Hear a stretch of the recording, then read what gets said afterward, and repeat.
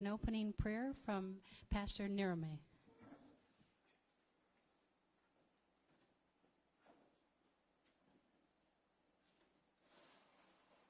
So let us all pray together. Father God, I pray in the name of your Son Jesus Christ, who died, was buried, and rose again the third day, to bless this very special meeting with your peace and with the unity of the Spirit. Pray also that you bless the special office of persecutor, the officers, and our special speakers today, and everyone that took the time to attend this very important meeting. I pray that all the topics of this meeting will strengthen and enhance this office to achieving its goals to combat against corruption in Palau. We pray that your grace, we pray also that your face will shine upon us today, and everything that we do, let it be for the betterment and the peace of our people and our island. We ask this in Jesus' name. Amen.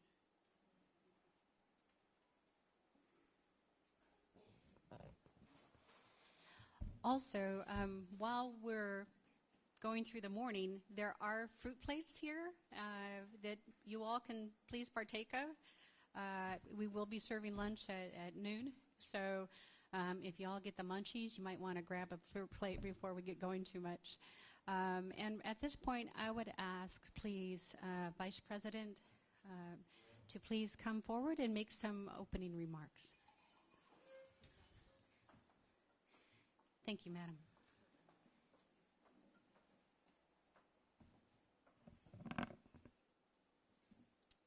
Ngito tao.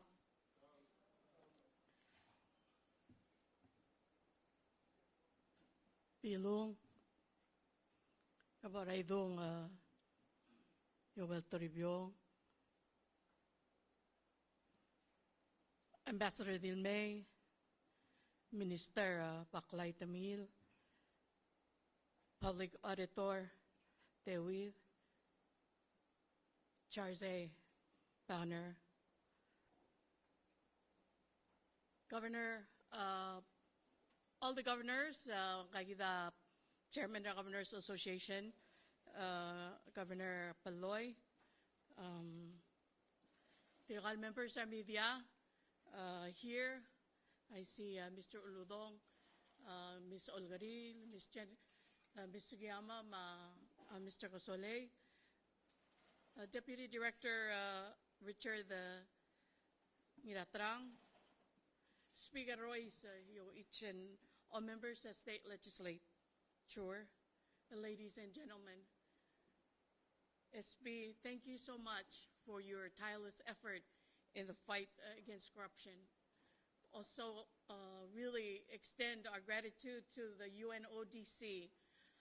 As Minister of Justice, I know they have been very instrumental in the training and ongoing capacity training for law enforcement officers. So thank you for this opportunity to be able to do this workshop today. I ask that I speak a few words in Palauan. Mangungil le ngari tegi del training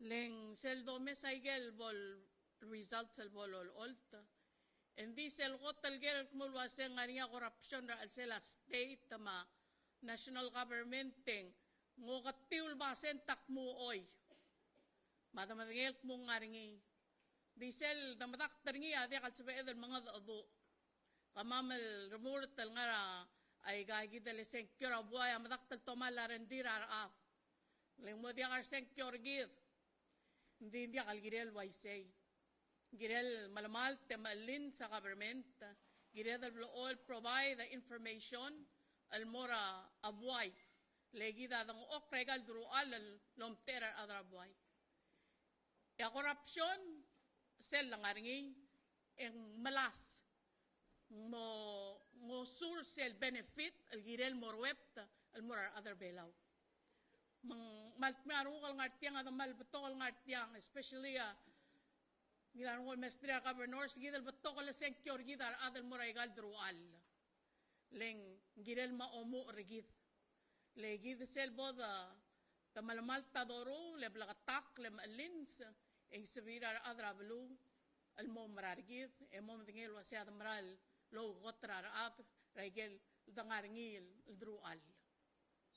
Bang komal masaur tegi del te alam lo so begal al mekmusese welcome kamiu e mal mrenga sulit tirgal mo ngara panel al mo so be del mormeng sa agagi dele egel gekka ar sel surveil gilt makli e malmol malong marangal wasay say gid transparency ma a corruption free al teletal ra omerredel asabel smisi a public trust ra al sila government ngo sadal sel waste of public resources maudo del nga girel morweb del girel omsiungirar so thank you again special prosecutor adamo Orion al malumol maringi she just advised that she is only 2 months in the ulitam saklol prot the asking to continue Akal malungin lurerel kamal misal thank you so much.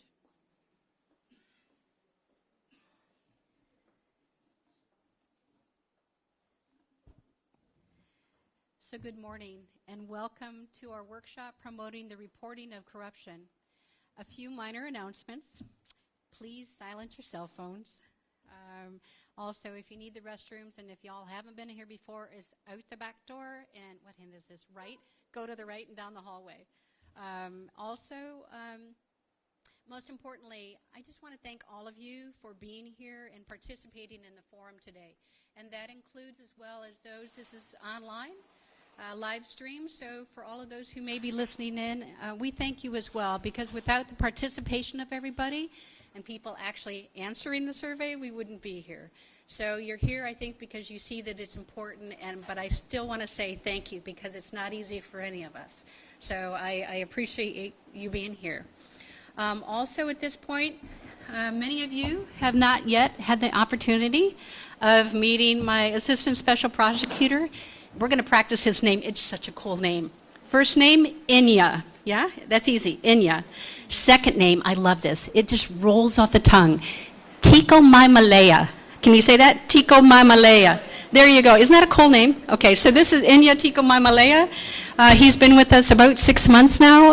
He comes to us from Fiji and has a background in both criminal, civil, and administrative. He's been an attorney there for 12 years, and he has joined our office, and it's working out fantastic. So please welcome him when you see him, and thank you for having the courage to come join us. Okay, so I'm going to have Mr. Tico Maimalea introduce the panel members, although you probably know most of them, but here you go. Thank you, Madam SP. Distinguished guests, ladies and gentlemen, a very warm good morning to you all. This morning I have the great honor of introducing the panel. Our panels are respected members of the Society of the Republic of Palau. They bring with them a great experience. Our panels, ladies and gentlemen, are Bilung Gloria Sali, Mr. Joel Turibiong, Minister Baklai Chilton, Ms. Anika Weiss, and Mr. John Hyde. Thank you.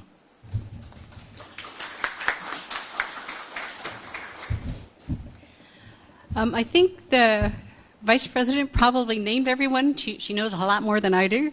But I do want to say welcome to all our distinguished guests. And that includes the people, I call us the normal people, the ones that are from the culture, that live here, that may not have a title and may not be up in government. But those folks are here today and hopefully watching in, because we want all of Palau to be part of this, this adventure on getting better as we go forward. So we also, again, welcome all the state governors and all the people of the of the governments. President Whips was not able to be here because he's at the G7 conference or summit, and so there are representatives from his office here as well. So we want to, again, also I want to recognize we have, this is being live streamed, and we've using the assistance of Rondi Ronnie and Edward Anastasio to do all of our filming today. And now, let's begin. So let's look at forward. If you would look at the front, these are the objectives of the forum. They may be kind of small, so I'm going to read them, and I'll go slow.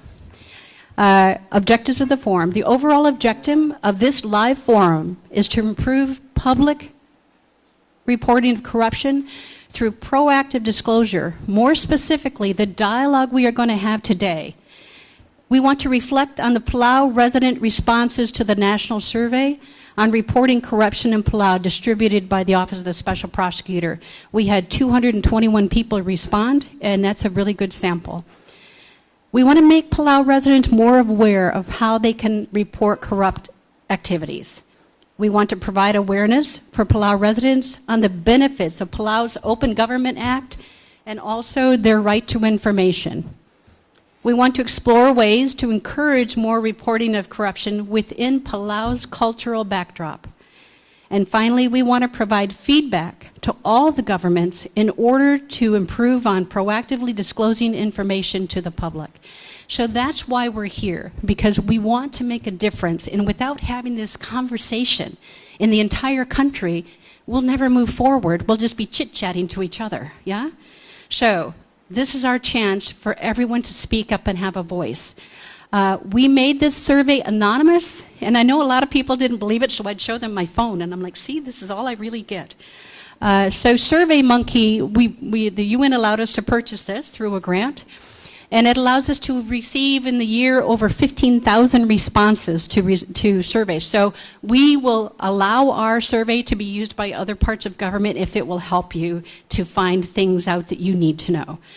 Because 221, we have, 14,700 and whatever, 79 more to go. So we have a lot more room for surveys. And we can use those surveys to fashion how we respond to the problems in Palau. And it's a way for people to feel secure because they can respond and be completely honest. And I really don't get anything except the responses. So it goes to SurveyMonkey, they scrub it. All I get are the responses, and that's what we're going to go through today and ask questions, both of the panel and of the participants here in the room, okay? All right, so let's begin. Let's go to the first set of slides.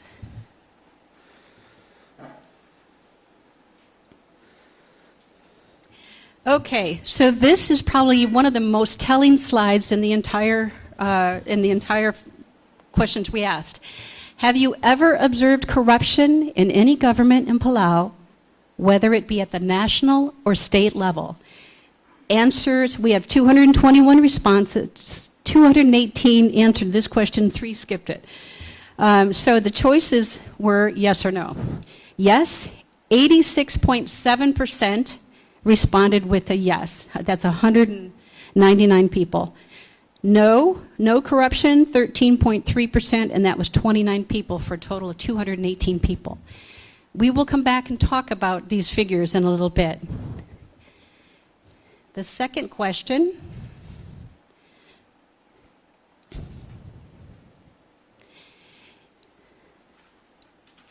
just double click. There you go. So the second question we had was, what type of corruption did you see, if you saw it? And so here's all the breakdown. I'm not going to go through all of this. When we give you the results, and you can get the results from us afterwards, I will either electronically email it, put it on our website, give it to the press, give it to all the governments. But basically, the number one that people are seeing is the second one, which is use of government sources, use of government funds, vehicles, property, that all falls in that second one. 86% are saying that's what they see. We get that a lot. A lot of the cases that we investigate. Obviously, a lot of the cases that the OPA investigates are all on this particular one. But it also breaks down further down the way. And I think it's important, especially for the governments. We will send you this and show you the actual questions, because it'll fill out what each one of these were for. But what we did in order to help people, because a lot of people don't know what corruption is. So we listed everything that I've ever seen since coming to Palau over the last 5 years, okay? And then we had a section at the very bottom, second page.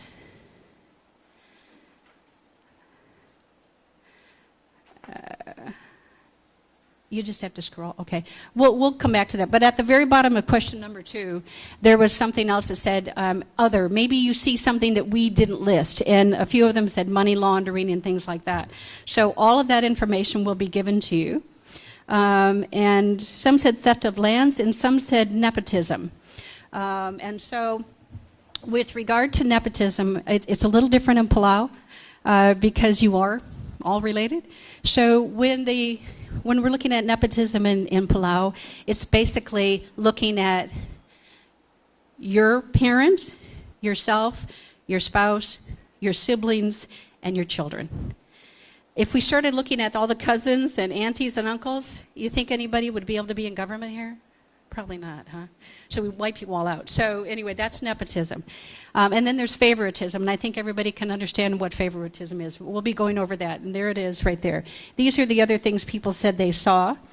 Administrative collusion, internal corruption with bias and favoritism, and nepotism. These are all possibly conflicts of interest, but just because something looks like it's against the law doesn't necessarily mean it is.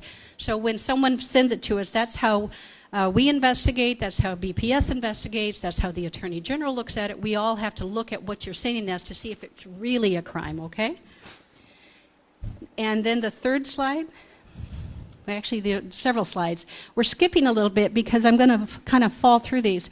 What we wanted to do is to find out how people felt in the country about corruption from the beginning to the end. Now, I probably should have started in 1981. I realized that when I was looking at it later.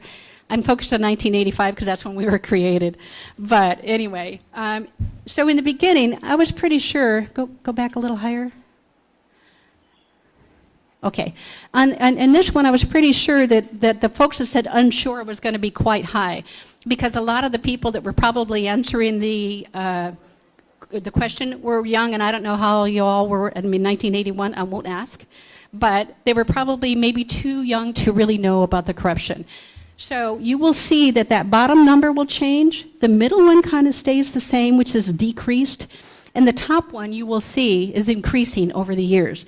So this is from 1985 to 1994. This is how people saw the corruption in Palau. Next screen.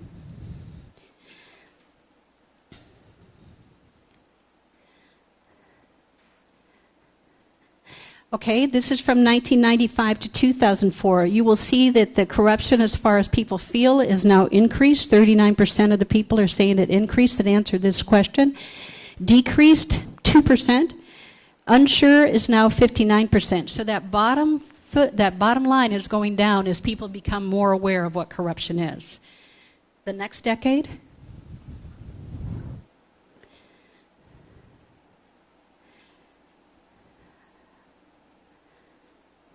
Okay, so again, the amount of people seeing corruption is increasing. The decrease is staying about the same. This time it's 4% believes it's decreasing. Unsure has now dropped to 46 or 47%. So they're almost half and half right now, increasing and unsure. And then the final one.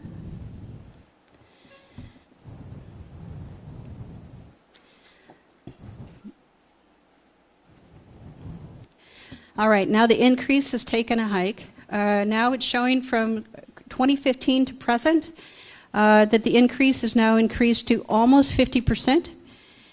Decrease is down 11.5%, and now that number of unsure is dropped to 39 or almost 40%. I would suggest that based on the reason for the unsure is that we are doing more and more outreach on what corruption is, both at the high school level and without the communities. So this was just to give you an idea of what people are thinking, and I think it's important that the governments all know how folks are feeling.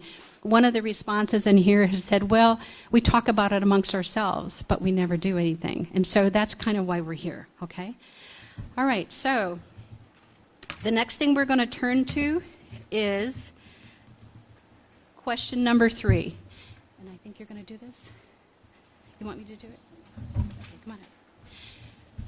Question number 3. For question number 3, the question that we've posed was, if you observed corruption committed by a government employee or public official, whether in the state or national government, did you report it? The answers that we got from the public was 23.15% they said yes, and 76.85% said no. A total of 203 answered the question and 18 skipped the question.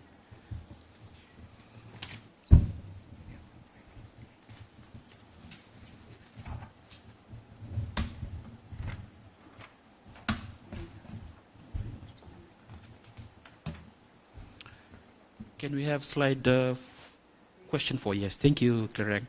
In question 4, the question was, if you reported the corruption, where or to whom did you report it to?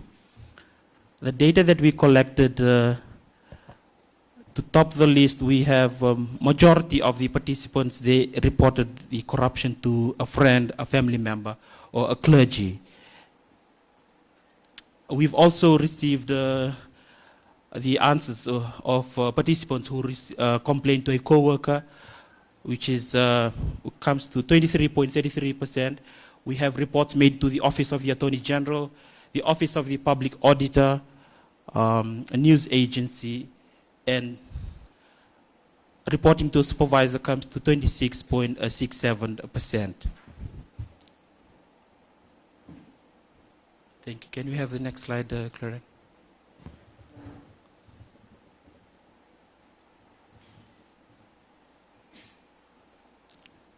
Our next question was, if you reported it, was the matter resolved?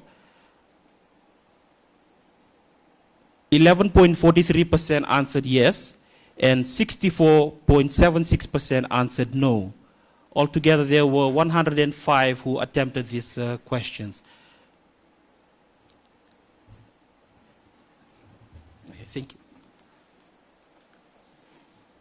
So now looking back at these, and again, you'll get these statistics yourselves, but looking back at these, and this is now going to ask some questions of the panel. On question 3, of the 203 respondents who responded to the survey on whether or not they reported the corruption they saw, 23% said they did, and 76.85% of the population is not reporting the corruption. For those who reported the corruption, this is where and to whom the corruption was reported. One of the responses said, I've never reported any because, first of all, I feel awkward to do so because some of the people who committed these acts are either very respectable or people whom I really know. Secondly, because of our culture, that sort of dictates how we conduct ourselves, mainly how we should respect our elders and our relatives.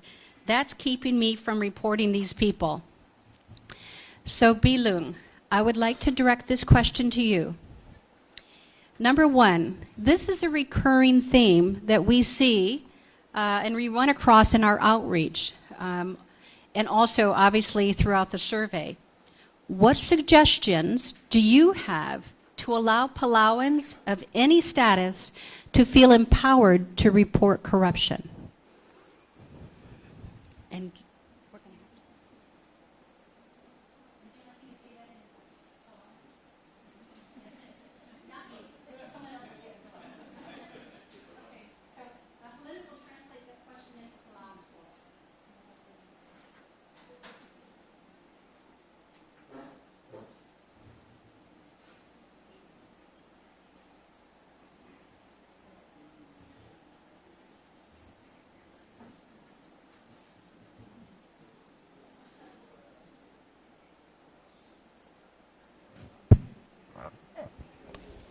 Why don't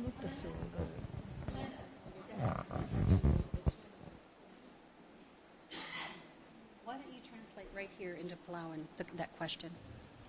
This question number 1. Ano ko to bela let me speak in Palawan they translate. Ako tlo ule sa kalwa sel sugo mang batigar mo daradat. E may gire del report tay ka mang mongil gire la adat mabalwat. Translate.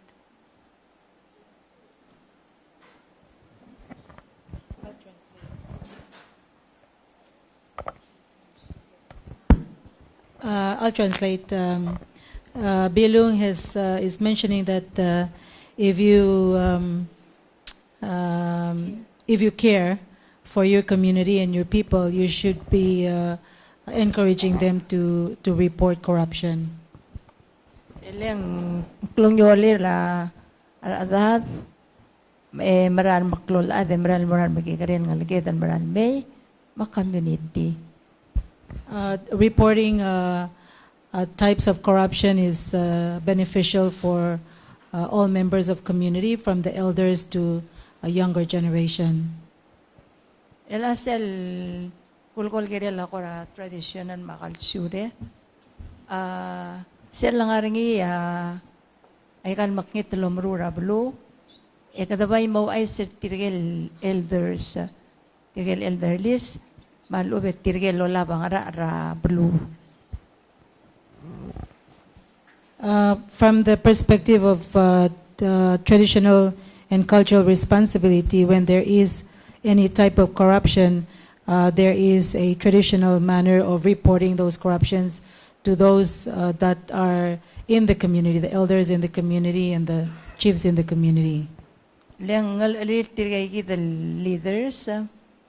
El tira mo mi el waseng raw ulamang ngariya at tayo del makitulom rula emo rule mo malamalta radarong lira o maklamat radarong lira tirgel adel mrulay kan makngit manggil adel lo report. To report to the leaders in the community, both traditional and non-traditional, gives them the duty to do the investigation, to do the judgment, and then to ensure that the investigation goes through. Kom helper nga kal translate ay gang arbekla sula.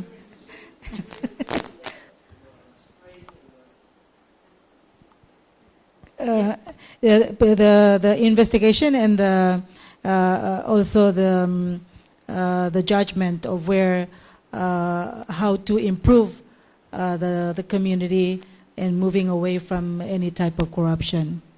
Leng ngarlilo maklamal tatokoy radalong lirar at emru labud radalong nga ar other tirgel adal involve. Because it is their duty and responsibility to ensure that there is always peace and there's always transparency and no, if I may say, anything that sort of entails a corruption or, yes, and their duty to ensure that there is peace in the community. Dire kalso mga ringiya korablals etirgay gidel ada mo ngiyoral wasengkang adalta ang gidel ada amo harawa ablals el girelengel adan merlemal latakoy. And if the judgment is clear and there is any penalty that's opposed to the individual or people committing any corruption or any unruling in the community, there is an appropriate manner in people that will pay those penalties. Mang may dadadulwa sing ngoya adir ngoal kora dimla ka doreng sertirkal dimla ka respecter giden mortirkal maklol other leaders bayong il tokol kadingilan mo ay sertir batumormulol mo il basula rogul tokoy al ngari hablal setira amlo haraway kay kita blals mang dadadulwa se kadang hindi ka respect tambay kirir en giredalo ay sertil en tira girirel marulay kal ngara al maungil. In doing so, it's a manner of respecting the elders in the community and the leaders in the community to take responsibilities and ensuring that that process goes through in terms of corruption and reporting it to the leaders in the community, and then the investigation and the whole process. So it does provide a responsible in a respectful manner to do the process. Yeah. Nsiukang rara bela ul sel sukuma adat tomalian lama atakoy. Usually it motmak tirgel adal. Edimre adal ruli edimre adal solve self problem. Mandi kal sa lober kal mora community. Sige tatak malungil tuar adabela. Temot temdere adal motmak emergong solve sige dal problem. One of the a traditional responsibility for any Palawan family or clan or community is if anyone has does any type of crime or any corruption, the family immediately comes together and then work together to solve that problem or solve the problem before it goes out to the community. O ilang tara the medical story ra ay isir amar ubangalgin family tir iltodan mo na buhay. That manner has to be done right away because it brings shame or it brings shame to the family. Yattong bela amal ngaringi system el da follow ringi al sugumang talmal al giri ardil ngaringi sel kuk al adel labortir to solve the problem. In the Palawan tradition, there is a clear responsibility if there is a issue or manner in related to a woman. There is a way or process to go through that manner in reporting and for both men and women and children. So halago example na tungura blur orior etangaring adol gerti waset takarangap tirgel trui kablir al sel orior le sugum tokor giri ardil etuguk mulmor tirgegi dal karanga betirgegi dal karanga bakuk masang kuk smodil rulil maungil mang o diatyal corruption. She's using example of Koror traditional responsibility. There is a group, women group called Garangab. If there is any misdoing or crime that's caused by a woman, then they'll report to the Garangab group, and that group will do the investigation and work with that issue. Sel club kalel seguidang tirgel adal dimre adal loto bada ay gelwail ngar lidel mo solve sel problem ngudo dal ubeng ngarang pleles ito dimre adal loto bada moruli semang mo merekal mo odiakal ultra abluma buhay. And in that process, it provides an opportunity also for the family to deal with the issue with the group, and then provide, if there is any penalty, they pay the money or whatever the penalty that's imposed on them, the family can help in the process too. Sel sugumungkuk tora sa ale tuguk mul morangara makati. Yarangara makati aguk motmag aguk mesaygel talamal aguk rumula el maungil en tirge mga dur tirgel tulungal kar tirgel adal wal tilmal latokoy en guk mornya hablar sete dimre adal rumul stobaykel wal corruption ma talmal rablu. And for the men's Koror group, it's called the Ngaramakati. They also do the same process for men. If there's any wrongdoing or any corruption that's done by a particular person or people, Ngaramakati will deal with that issue, and they also engage with the families of that person to do the investigation and also provide the penalty. Tirgel al-adran sila blur or hindi selbora ikelpek hamlet ang aring tirgel adran maasmardil siya guk ngalir al sila ikel hamlet. So, Garwang rami the mga kaswa. so the two, those are the two main women's group Karangab, and the men's group is Ngaramagati. But when you go to each villages of Koror, there is also a structure in place in that manner. There are for men and women as well. So seguida role la ar other vela usel dogi wasiu ang argit. Seguida role le kada kiredalo all tetira dimbre edel motmak es solva igidel wan corruption malu makitlo mrura bulu. Seguida guktelet terir other vela dirga sabe edel wai say. And that is the traditional manner of how we deal with community issues in this type of crime or corruptions, and it should be a way that we can still do to today. Di direkal soakal mo edel wasay seldo mesra aigal traditional systemin direkal ngaringa koram la mo chenzra al sel eleng ar adel ngara al sela direkal mo so isra al sela a corruption. And in her observation in the traditional structure today, there is also a lot of conflict, a lot of also, if I may say, corruption or differences in those traditional structures. Di isay da gire da lol tirakangi sel gukthungul mora culture ma tradition. And she's said that that is the way when we apply with our traditional structure in place.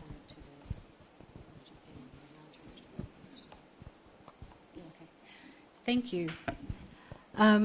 Just one more question. You've spoken about the traditional system, but we also want, as much as possible, to have people speak up to the rule under the rule of law, to be able to speak up. Can Palauans speak up and report corruption to the under the rule of law without violating the culture? Oo, mal sabel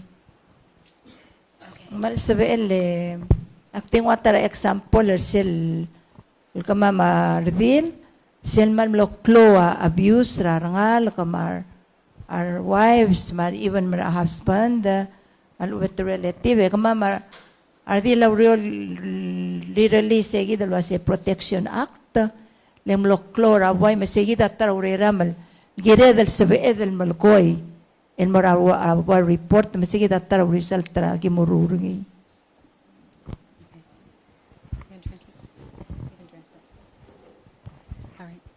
She said yes, there is a way for us to report, and one of the work that Masil Belao has been worked on was the the Family Protection Act, which deals with domestic violence against women and children and vulnerable group. Thank you. Yago mes ringi ngorior mangaringa arirelin din diregal dir ka klor wol ilkireleng tegi del wase dia kada report gire del report del momeka change for better la community. All right. Right. Thank you very much. And Mr. Taribiong, these next questions are for you. Part of the response came that I don't know who to report to about these things without being recognized by people that will have a detrimental impact to my family's reputation. And I wouldn't know who to report it to if I were to report it.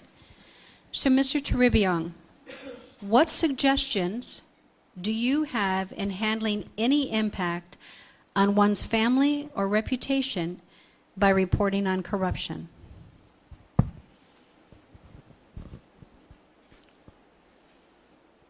akum dasweng ar other ngora ra government gid mar other in charge a usper ar other blirir se number 1 kada usper other blid el more obvious Michelle the more obvious kada usper ar other blid mang sel dulwase reporter ngin mora al adra applicable gulo se medida ngar tiang ito correct ngin malakal bora special prosecutor akum da se sigida abarrot el issue el gire del understand. So Mr. Toribio is saying that we are used to reporting our violations to our families rather than go to the offices of the government, the special prosecutor. We used to handle it within our family before we do that. And the reason is, when they ran for the office, they used their family too. So this is all in the family issue.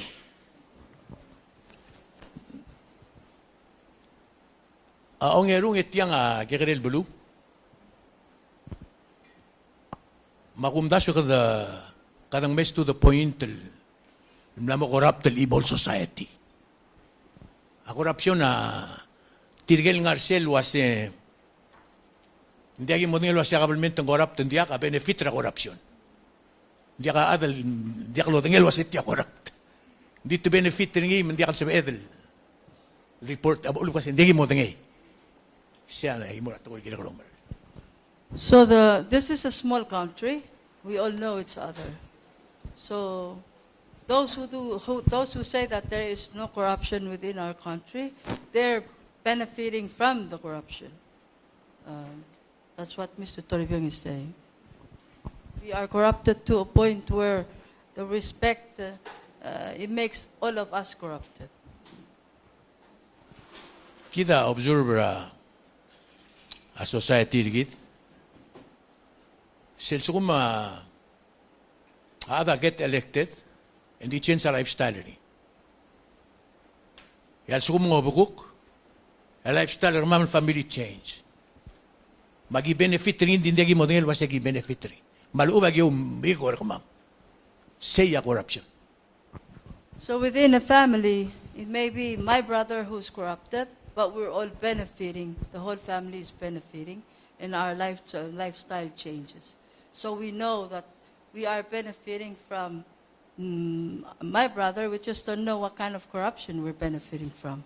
But we remain quiet because we're getting the benefits from. And I'll give you one minute. You drive your kids to school on government vehicles, and everybody appreciate it. But that's corruption in itself. Thank you. Now, before we move to the next question, are there any responses, or is there anybody in the audience who would like to comment?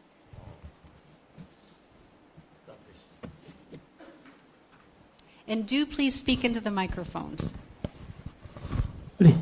Thank you, SP. Thank you, members of the panel. I have, thank you, Bilung, for those comments that you made. I have a question. We can say that a person report corruption to the traditional leaders. But that is all good and well when you come to think of it. But it's in its applicability that poses a problem. Why am I saying that? The person who holds the information may fear that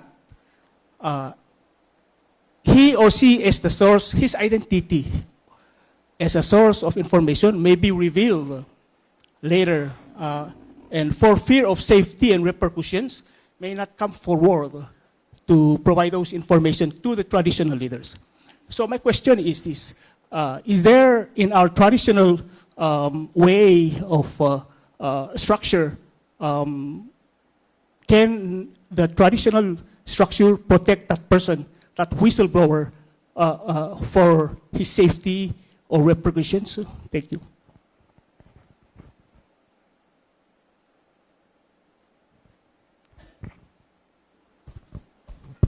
Why say nga ringi, awol mesel sukuma, abul ada, tin maliat talmalet, tir olto ringil mo, mga malamal na ringil, mga lebat ringil, maldi misel mursel sakara, tirgal tial lirira armeteta, maluwet tirgal traditional leaders, ito di stop tirgel at. Eleng tirgay gidel leaders, a protect ringel at. Ta mo umangkada ikil balsel umagreori mende altamli ingay kidel ada obligere del guk mo riolo vantrire kel mrula obligere tirgel ada. So sige that traditional system.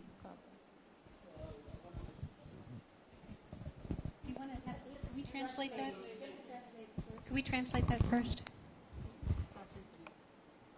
She said that there is a way to protect the individuals, or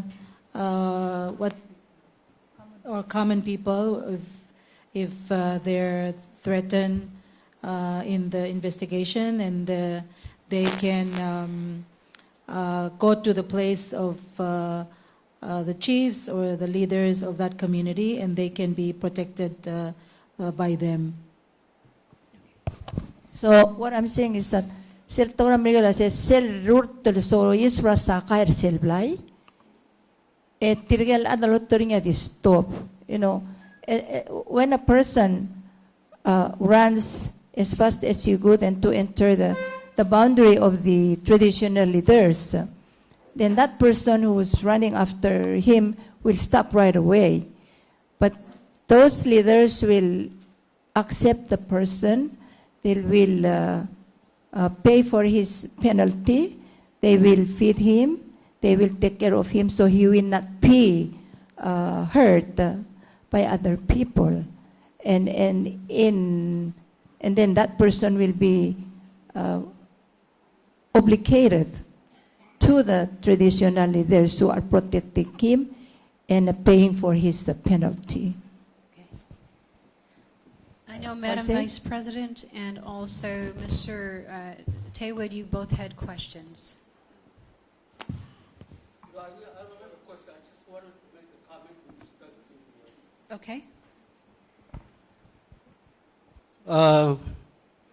Selo lulugod niya ang karubak, Mr. Torrio nga, malmerat ko, with respect to Ms. Yu Saigal, selo lulugod niya, basar adal, lalabam diri drapa ngeligila school ma, kita Ms. Saigal abek kilsis, kita rogul lomes, maula. But talker said, responded to Agel, questionnaire, Ms. Saigal abek kilsis. And nobody seems to be doing anything about it. Then it's a matter of policy. Arada giril enforcer policy ra, auspeel akal wakabalmin. Hindi akal make sense ra, October officer ngak malu ba SP, lotoy ra adro ba o, bakal gan madrap niya school. Kada spend ra temer investigator, spend that time espilo ba lo tutak ra adal bamla ra kabalmente matemer agorto pero gul adal involved ba the process is going to cost money. Medical make sense o mo tutak ra gid ka kodal girela enforcement ra policy ra kabalmente mar adal tiablu mokmak egorra radio station report ni ra print media luase kamu mau president, kamu berasal tinggal adil. Orang baik kalau government mal meringan ala lalu. Era ada orang mesel wajib segera wase. Kamu malu ngartian private tengah menjaga semua malu maba. Bebira alu akimu. Legitimate complaint. Dinggira address aigal. Mora policy level le berkoti enforce aigal policy. Mar ada mau tirak lagi mau dia kaiga. Jadi orang auspela amlay, auspela auspela albut, berbila government. I'm sure nga ria policy government tinggiran nga ria enforcement. direct tara issue ulang nga rin obo sa public dito mo obo sa SP. These are part of the system in the process supposed to create deterrence. Deter raad mo. Says humtom liak tamnala ada katututaklim mo kalbo sa mulukod. Ay gadi akal belaw. It's supposed to send the message that crime doesn't pay. Hindi ka adal galbos ra. Itimalaw do. By message by the sender, crime pays. They say, we have to get rid of that. Sula. Just a very short summary of what the public auditor was saying. Public auditor believes that it is a waste of time for the Office of the Special Investigators, Office of the Special Prosecutors, investigators, to be running around in public, chasing people, taking their kids to school in government vehicles. And he believes that it's in the policy for the government, and each agency of the government should be entitled to enforce the policy and make sure that their employees are not wasting government resources like fuel, especially we just had a spike in the fuel cost, to enforce that and not let their people to drive government vehicles around with their kids to school or to the supermarket. Thank you. Oh, another thing that he brought up was the deterrence. Yeah. We police officers, we know deterrence. I'm sure the director for the Bureau of Public Safety would thus believe that, the deterrence is another tool to stop these corruptions. Thank you.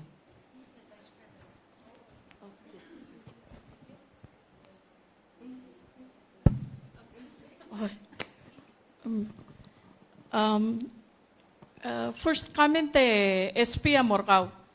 Maybe ngil define ra corruption matkora morngia ngar official page.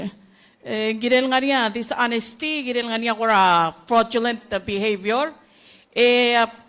Corruption na girel mura adal nga ra leadership position nga niya kora power ringing. Number 2 comment na question nga ka mura maas. Komeng, kora tigali kremiun siya kan more segit. Oy. Tiya mal nga rin tigingin other belaw. Komlarong sisil tokol wase alo karar makadong atal malalabalo. Se manggiradal mga odo we have to report. Agel mla kamen tra maasawa se tiya kora tetelela a domestic violence yung malmaral toy. Sel laboratorio domestic violence hindi ka lo Israel police tayo Israel baby retir dia ka report al mora people in authority. Kita oba sel tokol wase ay ga tra adal mera trungal gargito mang hindi ka daw ice. Especially painful sel ko mga niya sexual abuse rangal kar al selablay ela ka daw ice seleng nguula tra adal may. Alito mo kumulwa siya tirkalok tamadir tirkam karang mang mandi ka daw ice. Tiya korak may dalwa isit tiya kita tukora corruption wagel dilua rabo oray dung al sum kita ngari nga kuk tungurngay kora benefit and blool kora tiya kal so the report. Hindi kita kari mang sel nga domestic violence maasin si edal kora 911 loli trang sew. Mangara kora mo 911 ra atletele dar other belaw ma tiyal kuk traditional structure gid. Ngari sel sa edal kora mo kut makliwa the call report luaset tiagi da angara alkura amatar abasul mangara mo segi dialwal se edal report kamlak mula sa dir murtan mura makasakasela blila mete tending ang tial tigingin da other belang nga niya kura structure malubang kura alaf al sabi edal kura OI say gagi dial at tokoera. Corruption.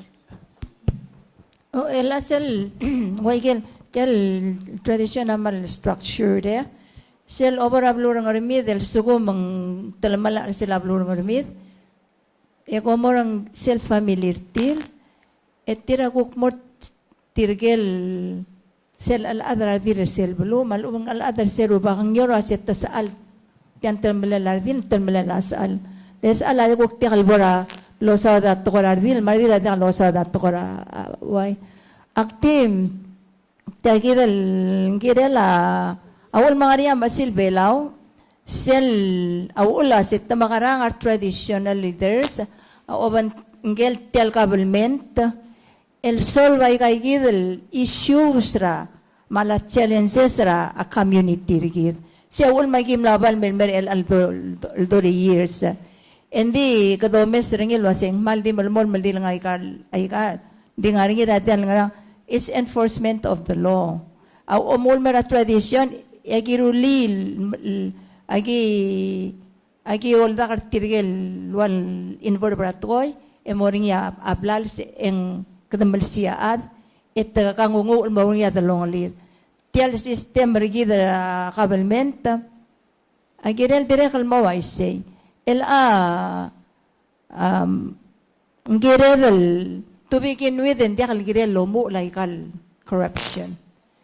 Unfortunately, ang wise. Hindi nga rin aware rin Vice President in respectful way. Kada mo trura, obisra President, nga kuk mo trura, ay kel ministers rin mo trur tirgal adalorior.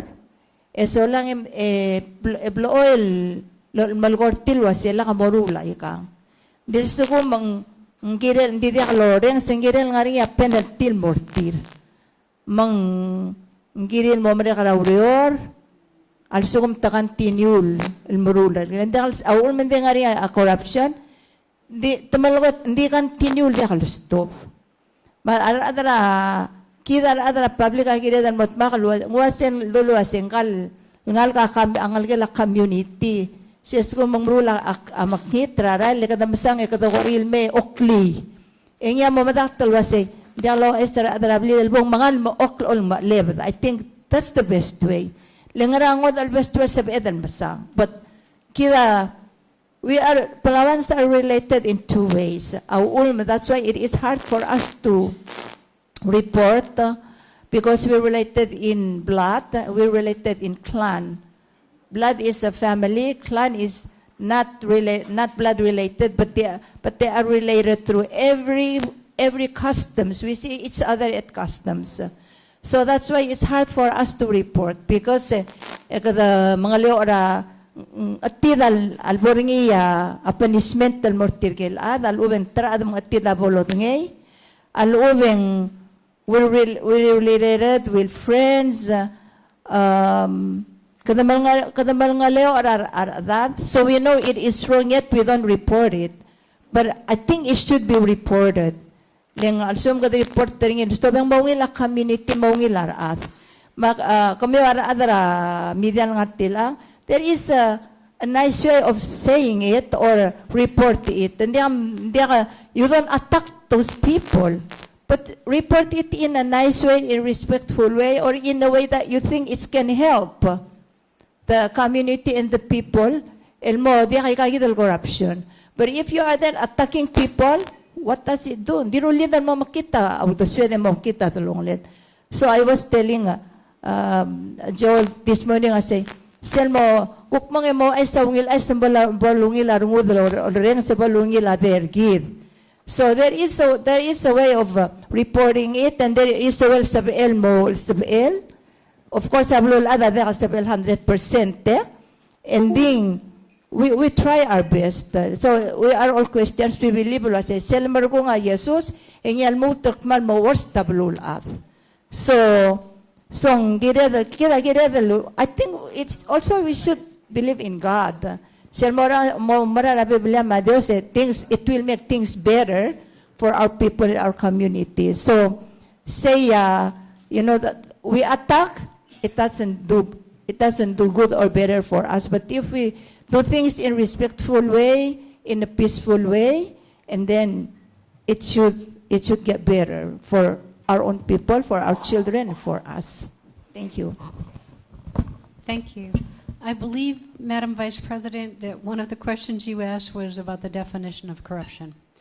So, in the laws of Palau, there's various ways of having corruption. We have this, what we call the 603 Act. It's in Title 33, Section 603. That's where most of the corruption comes from when we charge it. But basically, I think the better definition of corruption, and we would use it in court, would be coming right out of the dictionaries. And basically, a criminal offense which is undertaken by a person or an organization which is entrusted in a position of authority in order to acquire illicit benefits or abuse of power for one's own personal gain or for the gain of another. It doesn't have to be for, let's say, maybe I want to benefit Inya, right? So I am the one that does the corruption, but he's the one that's benefiting because that's the way I want it to go. So it doesn't have to be for yourself. Corruption can be for yourself or for the benefit of another, a family member, a friend, whatever. And so when we look at the corruption that we charge here in Palau, these are, by the way, Palauan laws, they're not mine. But these are mostly the ethics violations. And I will go ahead and put those together for all of you, not only on the website, but if you ask for copies of all of this. And also, while you're in office, especially misconduct in public office, I think a lot of you probably have read about it, but misconduct in public office is that a public official, meaning somebody from the level of chief and above, okay? And that could also include the procurement officers for the states and the national government. But if you, first of all, you have to be a public official, and misconduct in public office involves either using your position or doing something under the color of law, meaning you're doing it within your position, going against the laws of the republic, or you violate the duties of your office. And remember, under the Constitution, everybody in this country who becomes a public official has to do what? What does the Constitution require you to do? Anybody? You have to take an oath, right? Yeah? I mean, that's required by Constitution. Everybody's got to raise their hand, and they have to take an oath, and they have to say that they will uphold the laws of the Republic and the laws of the nation and the states, okay? So that becomes part and parcel of their duties. So anything that would go against that would be an act of corruption or dishonesty, right? Does that make sense? Okay. So, I have a suggestion. yes? I know you're really busy, but it also would be good to have like an orientation for new legislators and new senators and new delegates when they start office as to what is public misconduct in public office. Mm-hmm. So they will have some kind of idea. Because, for example, if I were a procurement officer and we need to get a boat, and my brother has a boat that's cheaper than the other vendors, why not get that and buy it to be used by the state government? Even though it's benefiting your sibling as well. And you know who's probably better to answer that than me? Is public auditor. He sees it all the time. Okay, but and those we have that government governance. Didn't we do that earlier this year in January? And all the governors come in and we have talks.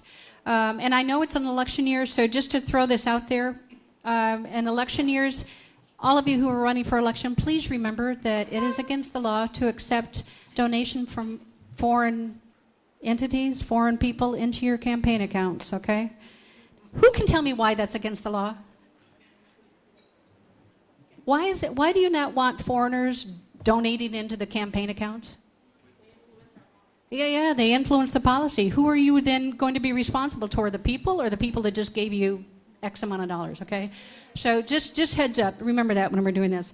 Okay, so let's move along very quickly. I'm going to ask one more question. And Baklai, This is going to be for you, okay? One of the responses was that people, there's nepotism and favoritism, the reports are ignored, or they don't hear back the results. What suggestions or methods do you have for the various governments, whether national or state, to effectively handle the perception of nepotism or favoritism? What can be done to handle that perception? Thank you. From the perspective of our organization, the National Olympic Committee, it's very hard. It's very hard in terms of selection of athletes, participation in the program, because as we all agree, and with the survey, everyone is all related. But I think, as have been mentioned by in the discussion this morning, it's really important to set up a policy. If there is a policy in place, to have the individuals, for example, from a perspective of sports, for sports leaders and coaches, to understand what is manipulation or corruption of sports, because there is.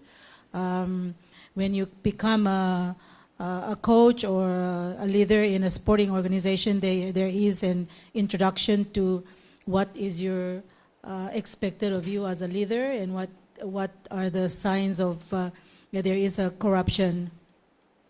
I know I attended one of your the UNODC and the Palau Chamber of Commerce in terms of business and women in business, but I think this platform really provides us an opportunity to set up those policy, especially for leaders and everyone in government, in NGOs. It has to be a mandate on their part, and also training of what are their responsibilities, what are expected of them, what is the corruption or intentions of misconduct in office. It's very important for that, because it really, the word corruption could be perceived as a very hard word.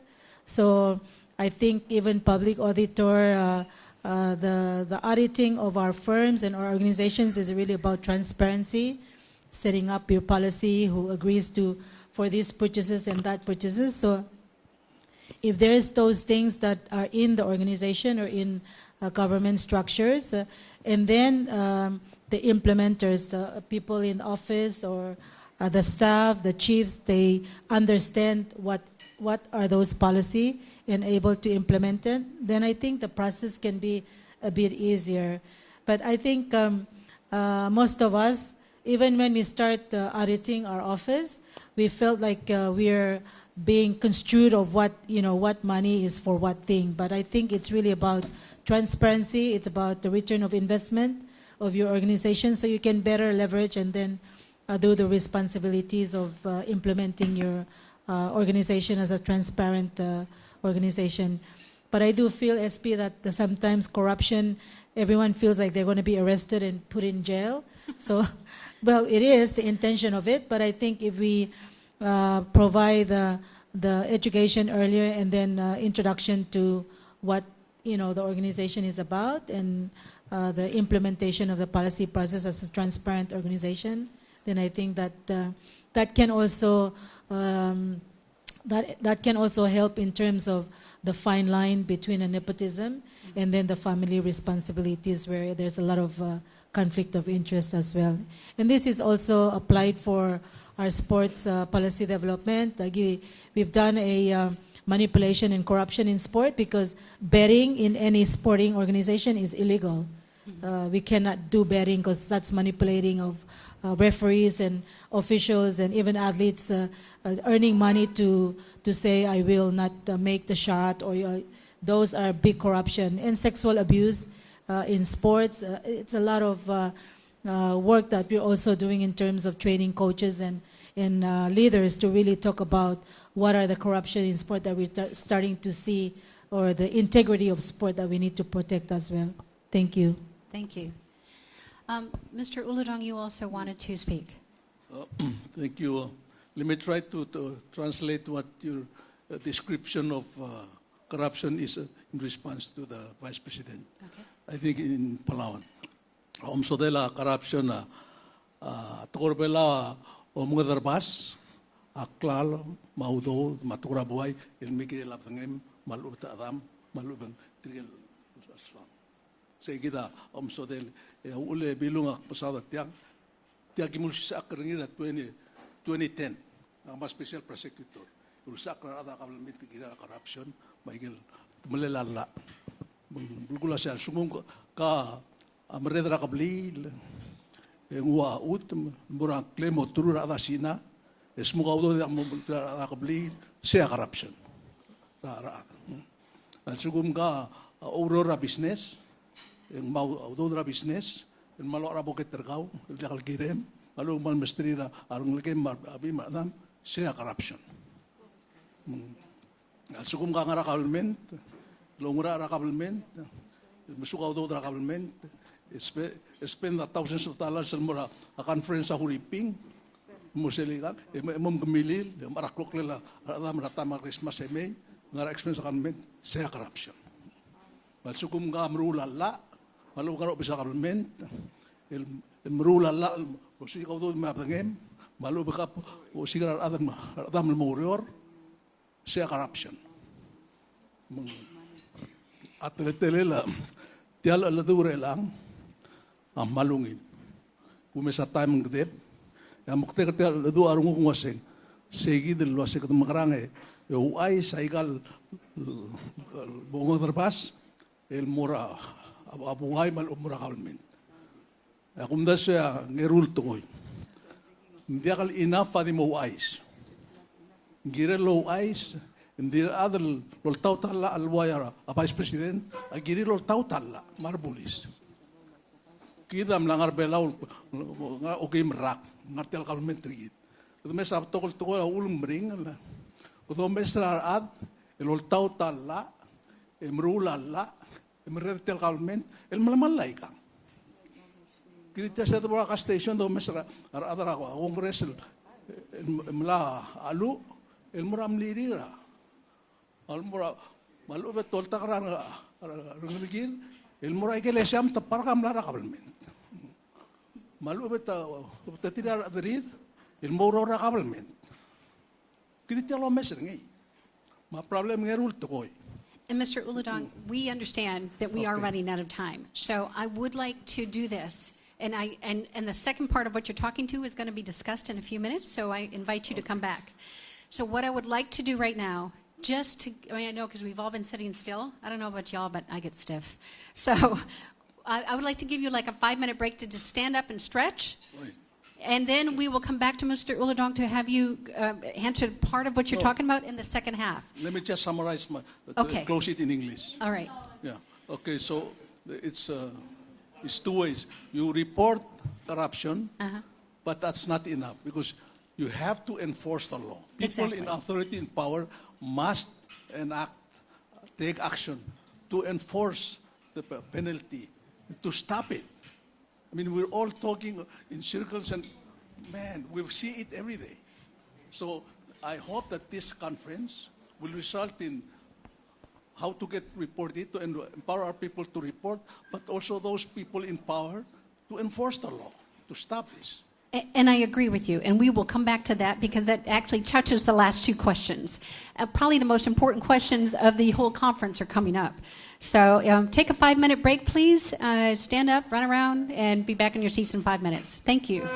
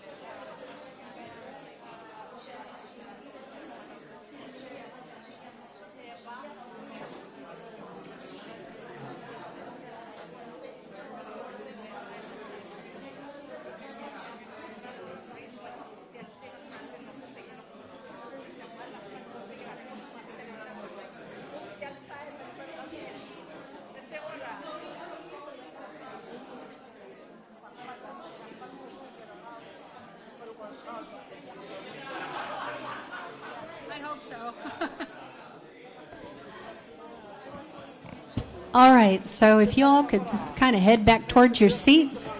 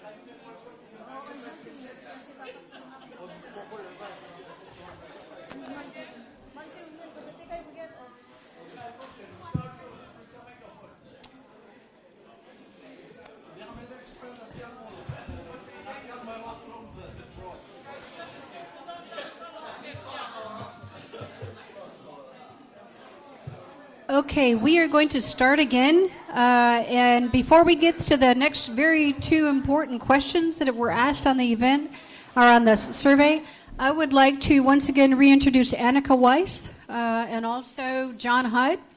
I would like them very briefly, and they are going to talk to us very quickly before we move on, about the UN Convention of Corruption, against Corruption. We acceded to that, the treaty, meaning we agreed to it, and there are things that we still are not doing. But having this forum is part of one of the ways that we can actually comply with UNCAC. And also, Mr. Hyde is also going to talk to about the Tianawa vision, and he will explain that. So, Ms. Weiss, you want to come up here? It'll be easier.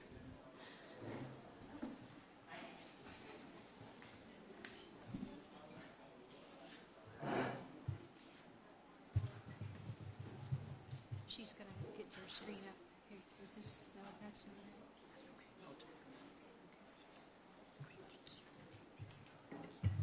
Thank you, SP. It's an honor to be here, Vice President. Thank you very much for being here, distinguished guests and everybody else, colleagues and friends. Really, thank you to all of you for taking the time to be here and for us being invited. I think this survey really sets the tone, obviously appreciating it is just a sample size, but I really want to commend the government for this initiative, as it is a clear demonstration that the government is seeking to listen and learn. And I think this is a really key point, because sometimes we get a bit siloed in what we do. We focus, if we're the police, on the investigations, the prosecutors. We all are in our little bubbles. And sometimes we frankly need to step back and to holistically look at this issue and to see, and if I can put it this way, what are the clogs in our system? I think, as was rightly said, we are looking at how can we deter this? How can we come up with a better society for the future? A corrupt-free society is our aim. And I think this survey really is a great way to understand what the status quo is, and also appreciating that it is just a sample size, but it does tell us a lot. Now, in all of this, I think transparency and accountability is really key for citizens to have trust in our government. And government are there to serve the people. So I thank you really for all of you that participated in this workshop, and thank you for the partnership that UNODC has with the Special Office of the Prosecutor and SP, and for all their efforts. And just to also mention, thank you to MFAT that funded this for their generous support. I was wanting to talk about the UN Convention Against Corruption because the question was posed, what is corruption? And you may ask yourself, well, who else, how does everybody else define it? And you have indeed a framework in place, and you may be surprised there is no universal definition of what it is. But what we do agree is that certain behavior falls under corruption.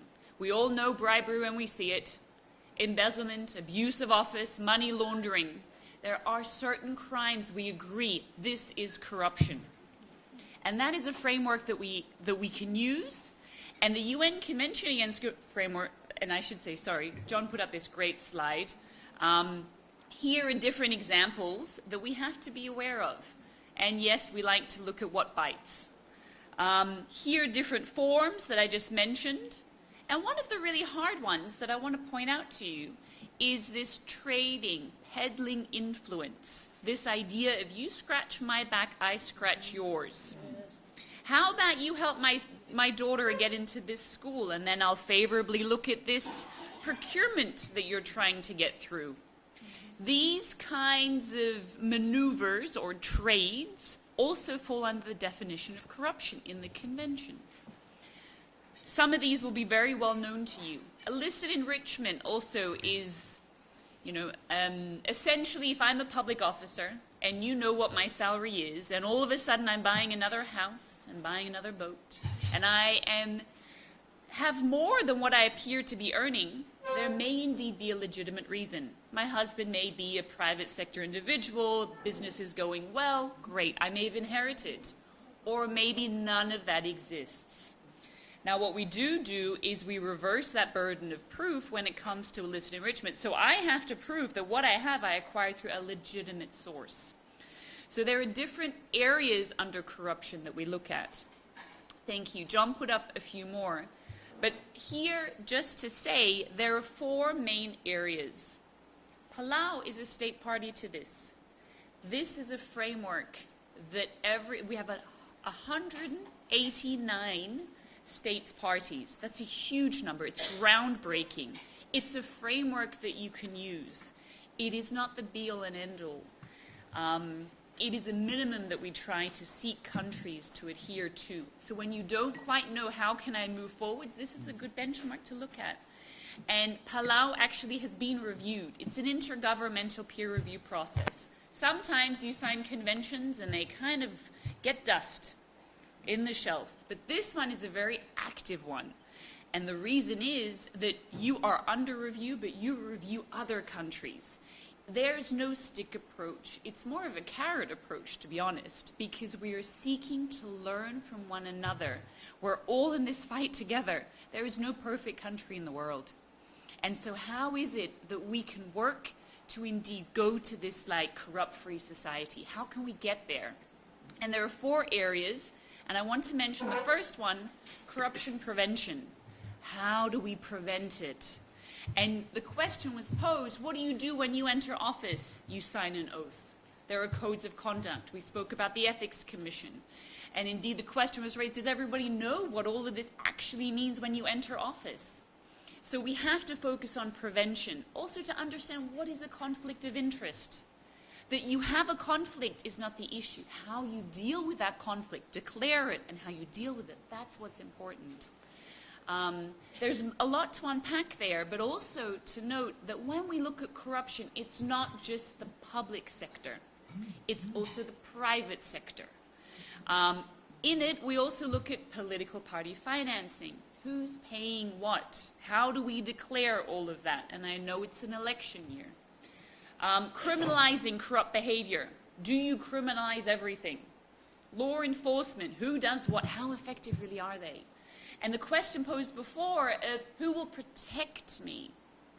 We know that if you go to the public auditor's office, there's protection there, but there's no comprehensive protection system in place at the moment in Palau. There are various areas for improvement. There are recommendations that the international community made, and they're publicly available. All of you can read them. Some of you may read them and go, oh, that really resonates. And for me, looking at the survey, some of what is highlighted actually reflects what you don't have in your system. So the idea of a policy, a national anti-corruption strategy, a policy, a holistic policy, is perhaps a good one. It's also recommended here. And to note that the Attorney General is also looking at that herself. This is something that she wants to look at. So this is about the review, and also to say corruption doesn't really stay put. Transnational crime is, a big thing. So it is important to look at international cooperation, also for assets that are overseas, asset recovery. How can you retrieve those assets? And actually, you have a good practice where if assets were to be returned to Palau, you have a fund, a potential fund to be set up for victims.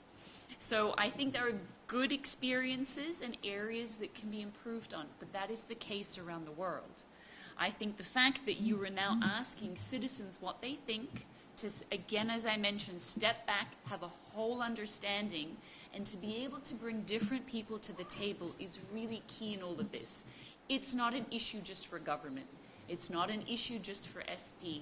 It's an issue for everybody, and we have to work together. So thank you.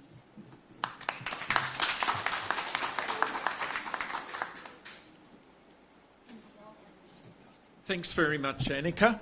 Now, Annika's given you the global perspective, the UN Convention Against Corruption. And Palau is a wonderful country, and you signed this treaty, that treaty, this agreement, this other MOU.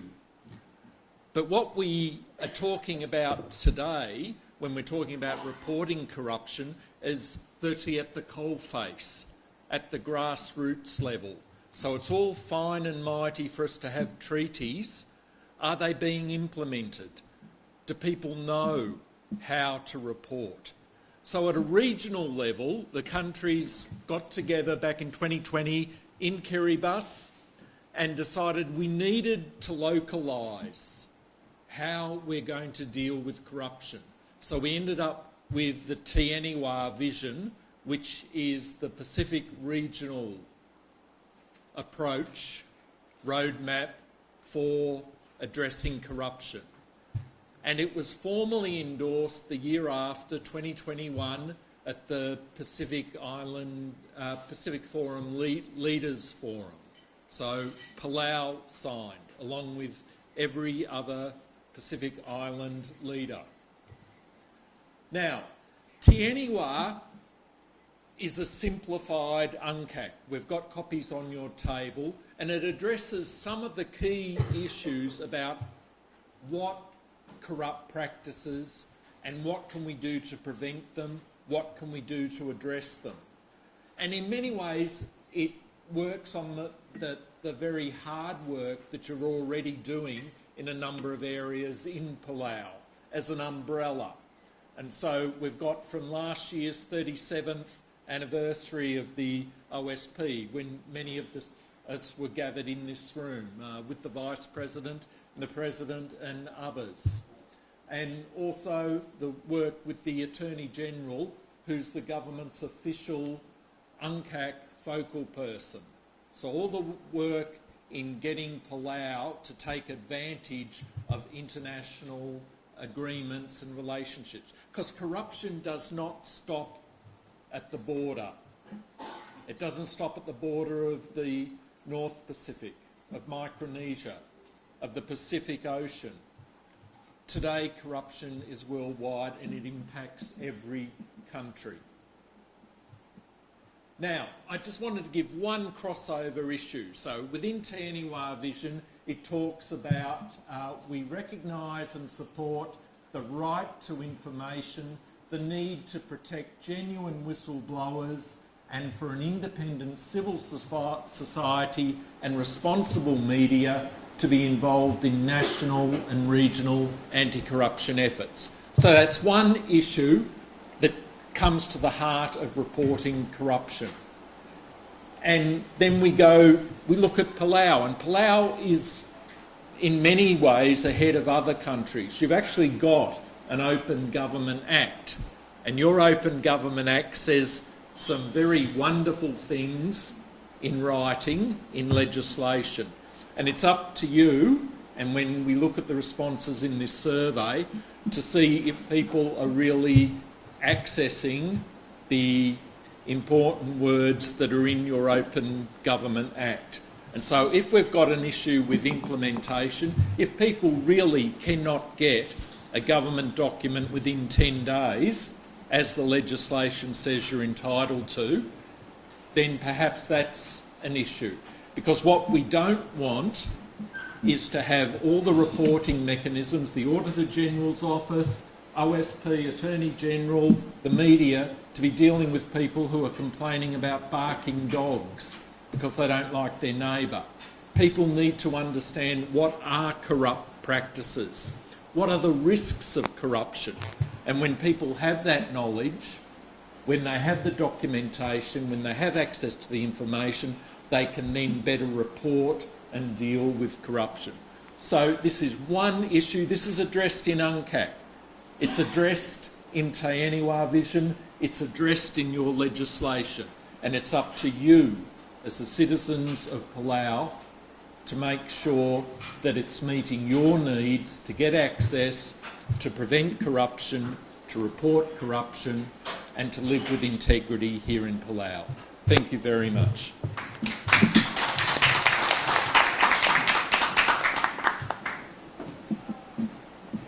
Thank you.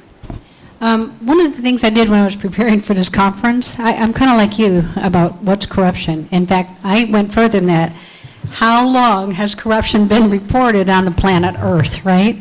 You know what the answer was? Over 3,000 years ago, 3,000 years BC, it was reported in Egypt, corruption.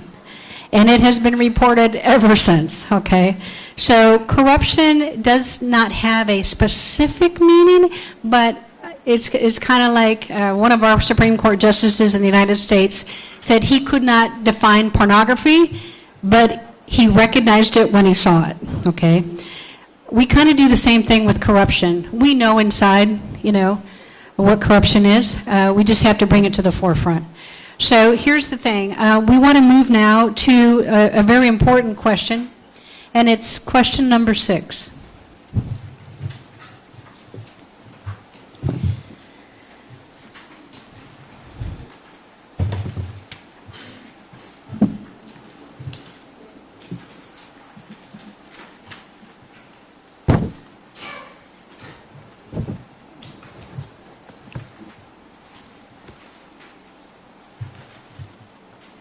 Claren, if you go back into the, yep.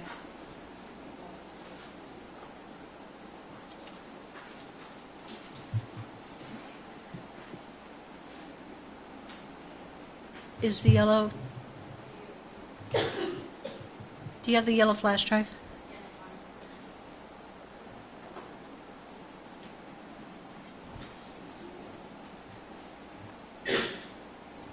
So anyway, I will start it, and she'll catch up with us.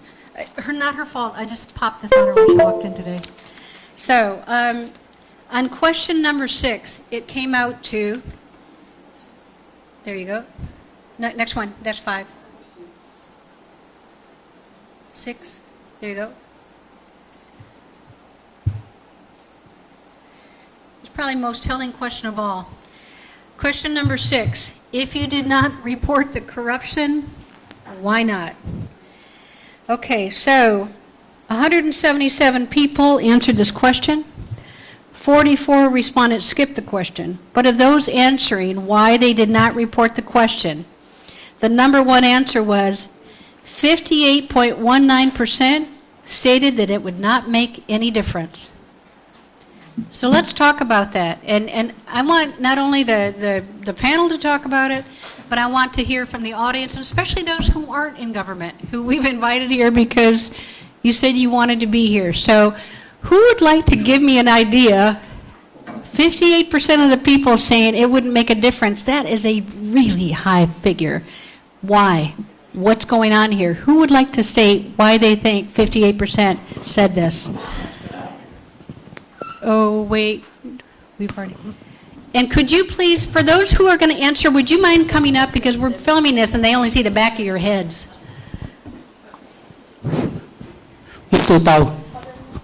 Okay.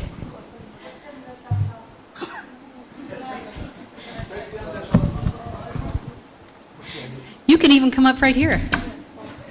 I'll just stand next to you. Okay. That's a really good statement. I'll speak in front. Yeah, go ahead. And I kulum da sulwasen di I'll come back to it. Titia silgumising tie up to the very first question when I'll address me. I think the reason why the report is because we feel Michael Tigniela bilung. Silvania problem at the mile more next level. Problem is gisang asil nangan more next level. I think yung dati mo nga losses next level mong corrupt. Mandiya kabal dola mo. I think that's why it's really high up there. Because the next level, they themselves are corrupt. So why do we bring it up to that when we know that hindi akal sabi el nga niya makatmok lang? That's one. I only have 2. Sel Tiela, special auditor. The reason why Tolabam lie, cook to me what I think. The reason why Tolabam lidin molgedra ngalgida koror is because atome sa a government plate para kaladi drang matalang and nothing is being done. I think hindi ako darur toltoy detil mo sigatir. Katalabi clear radi drang matalang tigalola ba government plate and tuwa badaratya belaw ma Irene and mo di kalada molgedra ngalgida school. What do you think? In English. Yes, I'll be giving a short summary of what Governor of Irai State was saying. So, number one, he says that the reason why most people do not report corruption was because they feel like nothing is going to be done for the Yes, the next level of the government, when I report it to, they're also corrupted. So why should I bother going there? No, that's number one. Number two, he believes that the reason why people take their kids to school in government vehicles is because they see a lot of government vehicles in Didrang Matirin. For those who don't know where Didrang Matirin is the gas station right across PCC, right after the National Gym. Yes. That's where a lot of government plates are there because there's a meeting. There's a RUBAC meeting in there every morning. And it usually continues all the way until the end of the day. So, yeah.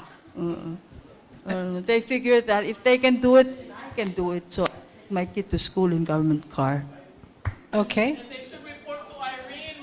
Oh, yes. And they should report to Irene and Tabelao. So, when you do that, you clear off the Drangmatal first, so you get rid of all the people there, and then you report it to Irene and Ngirmang over there, and they will make sure that everybody in the public knows what government vehicle is there. Thank you. Okay. Do we have any other questions or responses?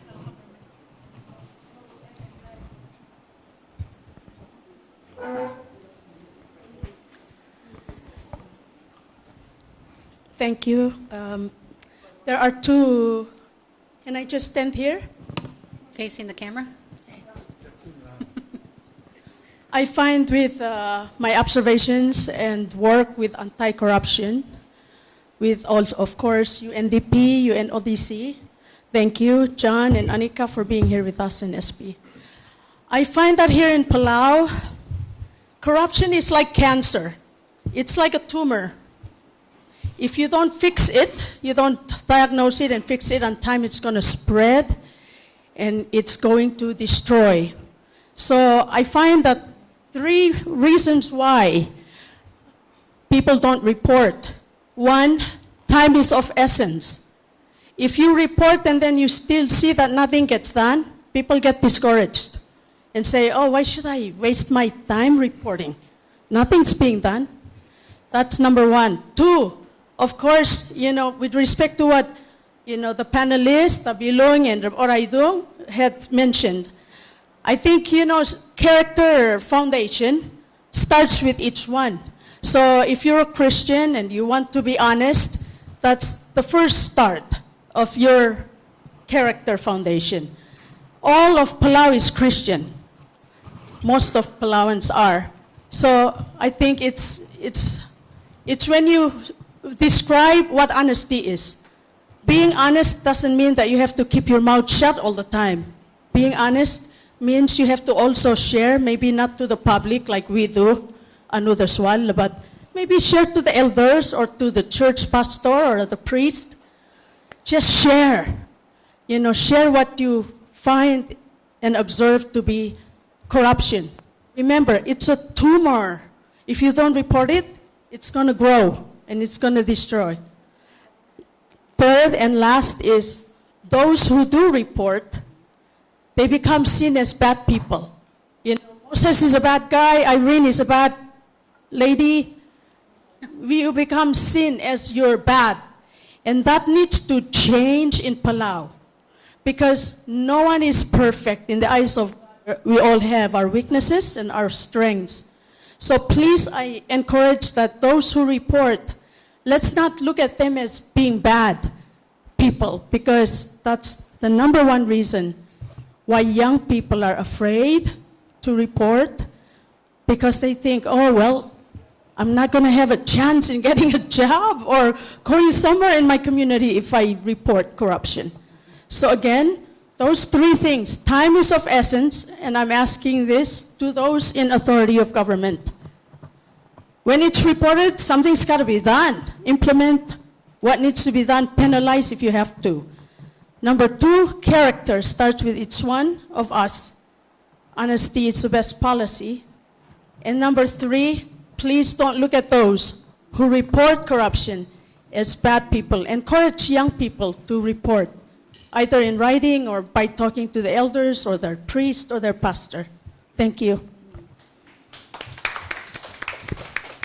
Do we have anyone else? Yes? Yeah, the bucket stops here. I cannot complain. Getting on board the post office, it took me 1 year to watch them work. After 1 year, I told them I will be the first to take a drug test. The public must trust that those who are entrusted to clean the system have to be checked. My people followed me. Now I have to deal with the results. That is a process that I'm working on. After 1 year, I watched them drive the vehicles of the post office. I measured the post office to the airport and counted the number of runs, and I calculated the number of gallons. Yeah.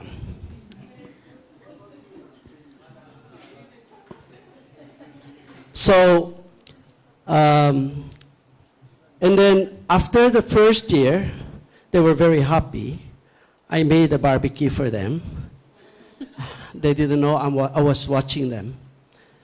And the second year, I removed the Employee of the Year, which it's a tradition of this government to fork out, I understand, like $1,000 to the Employee of the Year. I reviewed all of their time cards. None of them was exemplary.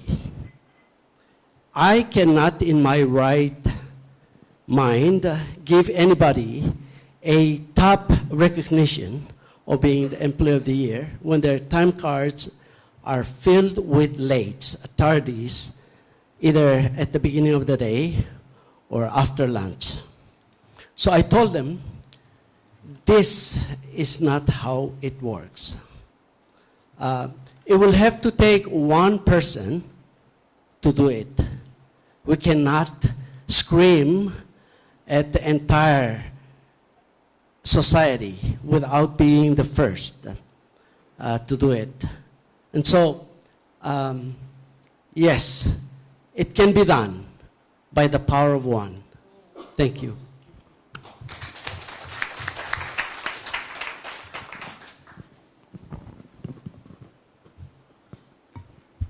Thank you, April. Actually, this question is for the Office of the Special Prosecutor. Bilong, Mr. Toribio, and the Public Auditor, Mr. Tewi, they shared some of the roadmaps. Bilong shared some of the cultural roadmap on how to address corruption within the community and in our cultural system. Mr. Tewi showed that it's a matter of accountability and enforcement within the policyholders of the office to enforce it. But then Mr. Toribio and Governor of IRI actually shared a very important aspect in that we have a tendency to cover each other, whether it benefits ourselves, our community, our clan, or whether or not we have the respect for our elders like we have, which the humility in us can be actually a roadblock or an obstacle to reporting corruption. So my question to the Office of the Special Prosecutor, and maybe for anybody here who's in the Ministry of Human Resources, specifically Human Resources, is there any form of public outreach or some sort of way where the avenues are not accessible because of what Mr. Toribio and Mr. Tewid brought up, of whether we can report anonymously, whether it's through something like the United States Crime Stoppers or calling in, and is there an outreach to the community emphasizing that? And second of all, when you do feel these complaints and these complaints come in, who's going to hold you accountable to make sure that they are, obviously somebody has to be held accountable, and I think that's the issue, is whether it's reported or not, there's nobody holding accountability to make sure that these rules, regulations, policies, and misbehaviors of the community, of the government workers are being handled. So that is actually my question, is there something outside the avenues that have been provided that would help address some of what Mr. Toribio and what the Governor of IRI said, to save face for the reporter and to save face for the people they're reporting against? Thank you. Okay. That is a good question, and you'll see if you read through when you see all the answers that people have said. One of the things that people consistently can say is they do not know where to report it, and a lot of them are afraid to report it. So when I came in here in 2018, the third week I was here, I got a call saying that the Congress had passed second reading to get rid of our office. And I was like, I just got here, you know? And I'm like, okay, we're going to play the game. So I put up a public website, right? So everything we do goes into the public. We started doing public responses on what our cases were. And more importantly, on our website, we put a button that allows anybody to report anything. And they can, it's a red button at the top of our website. And by the way, that is PalauOSP.org. And when we also started doing outreach, because I figured it was going to be harder for them to get rid of us if we were in the public eye, right? If you all knew what we did. And to give you an idea, people didn't even know what we did, because the first time I walked into a public official's office just to say hello, I'm April, I'm from the OSP, the first response was like, do I need an attorney? And I looked at him, I'm like, I don't know, do you?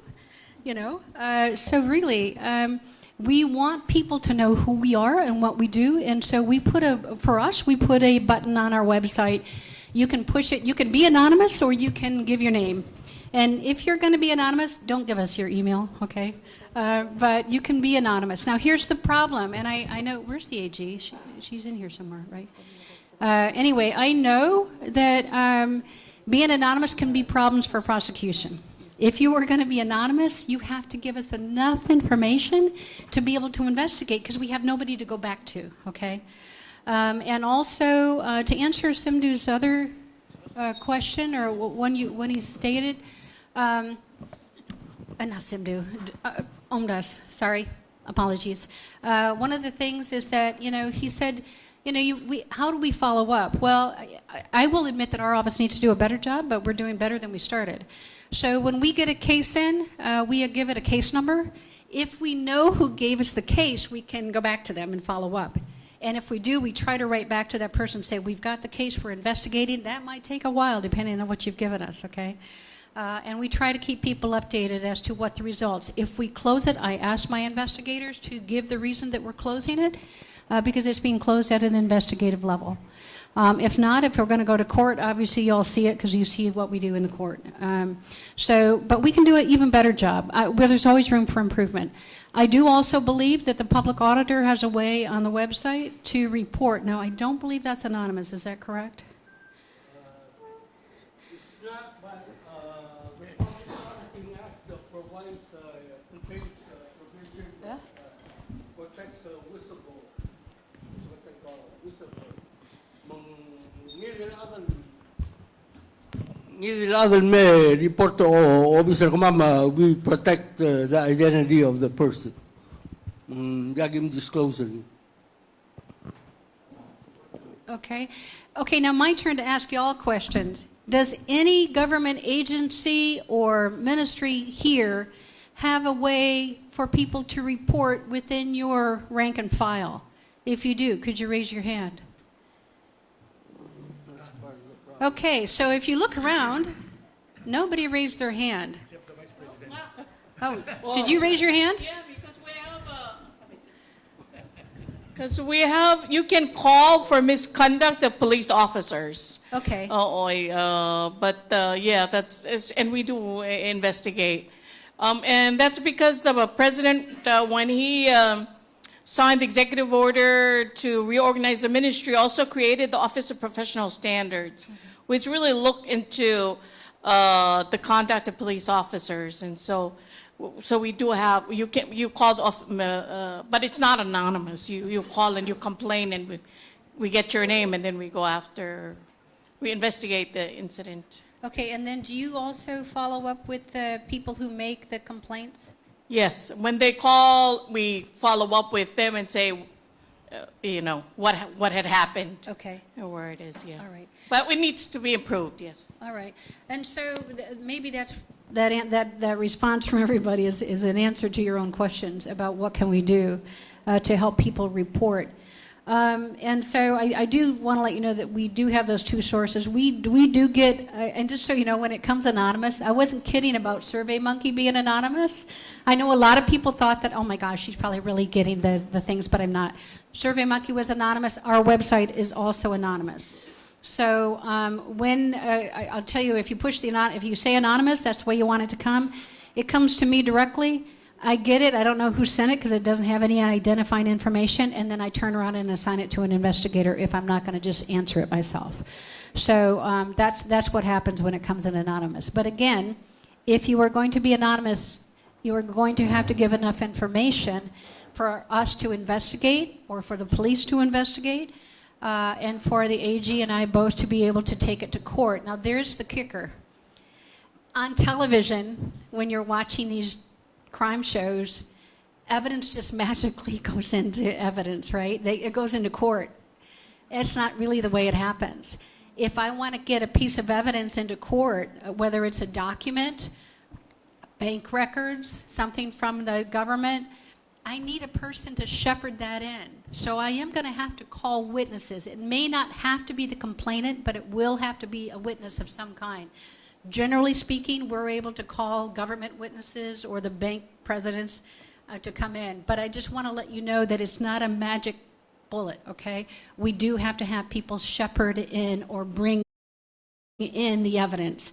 And if it's something you've seen, at some point, someone's going to have the courage to step up and come to court. It is scary, okay? I'll guarantee you that. Every time I step in the courtroom, I'm uneasy inside. Mostly because I hate to lose, okay? But anyway, it is scary. But we will help you through that process. And I do, everybody has to find that courage inside to stand up, okay? Mr. Moses. Yeah, I think you're discussing a real serious problem that we're dealing with. I think reporting to a proper party or per person is very important because, you know, as Palawan, it's very hard for us, especially something like corruption. So I've always, for so many years, you know, I've been wondering why Palau has the most, enforcement bodies in the world to, especially on corruption and things like this. We have special prosecutor, we have public auditor, we have ombudsman, we have ethics commission, we have AG's office, and there's also a financial institution that deals with the financial matters. So a total of 6 entities. But to find these people, I mean, just to call the SP's office, I've tried so many times, and I was an ombudsman for 1 year. And I found it so difficult for people to reach me in Rulmud. So what I did is, we went to government offices, talking to people, getting their grievance, even in the government, and also to talk to people, to go to the radio, to go to the TV.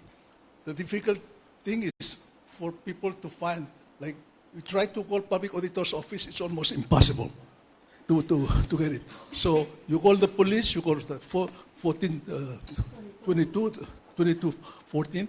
I mean, it's hard to, and then, so what I did for 1 year, I keep track of when people call, you have to list, we have a sheet, entry sheet, we have to list, then follow up. And that's very important, even police. Have you made a complaint to the police station? Have they ever followed it? Nothing. So I think this is the thing that maybe the SP's office, there should be a focal point.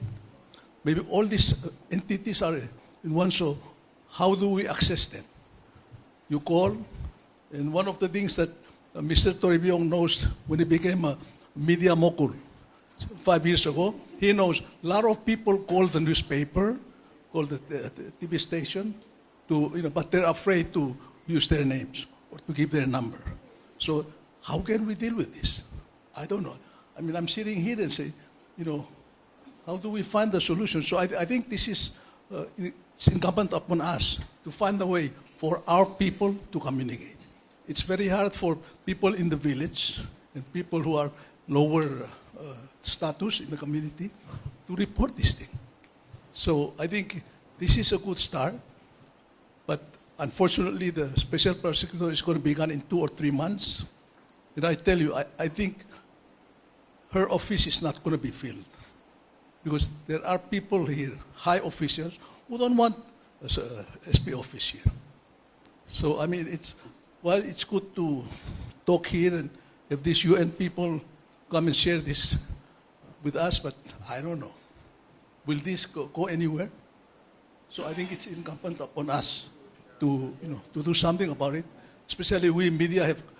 Do you know that the media in Palau has become like a part of anger by the high government officials, because we are the ones who speak out about it. We receive and we write about it, we speak out about it, but our congressmen, our lawmakers, people keep silent. So we have to find a way to handle this. Sorry, I express my frustration with you. Okay, thank you. Madam Vice President. Oy, malso kal respond matingel Mr. Uludong matirge Rockwell ngara media. I think ang Governor Rairaya Dilong. Adamalo spare me media. Ngiri wal post te mga odon ngil waisay. Nga kapto kara other lool ngara messenger. This screenshot the odoro clean may. We had one police officer manedar katin tergi which nga adim la oding tilo dar pala forum.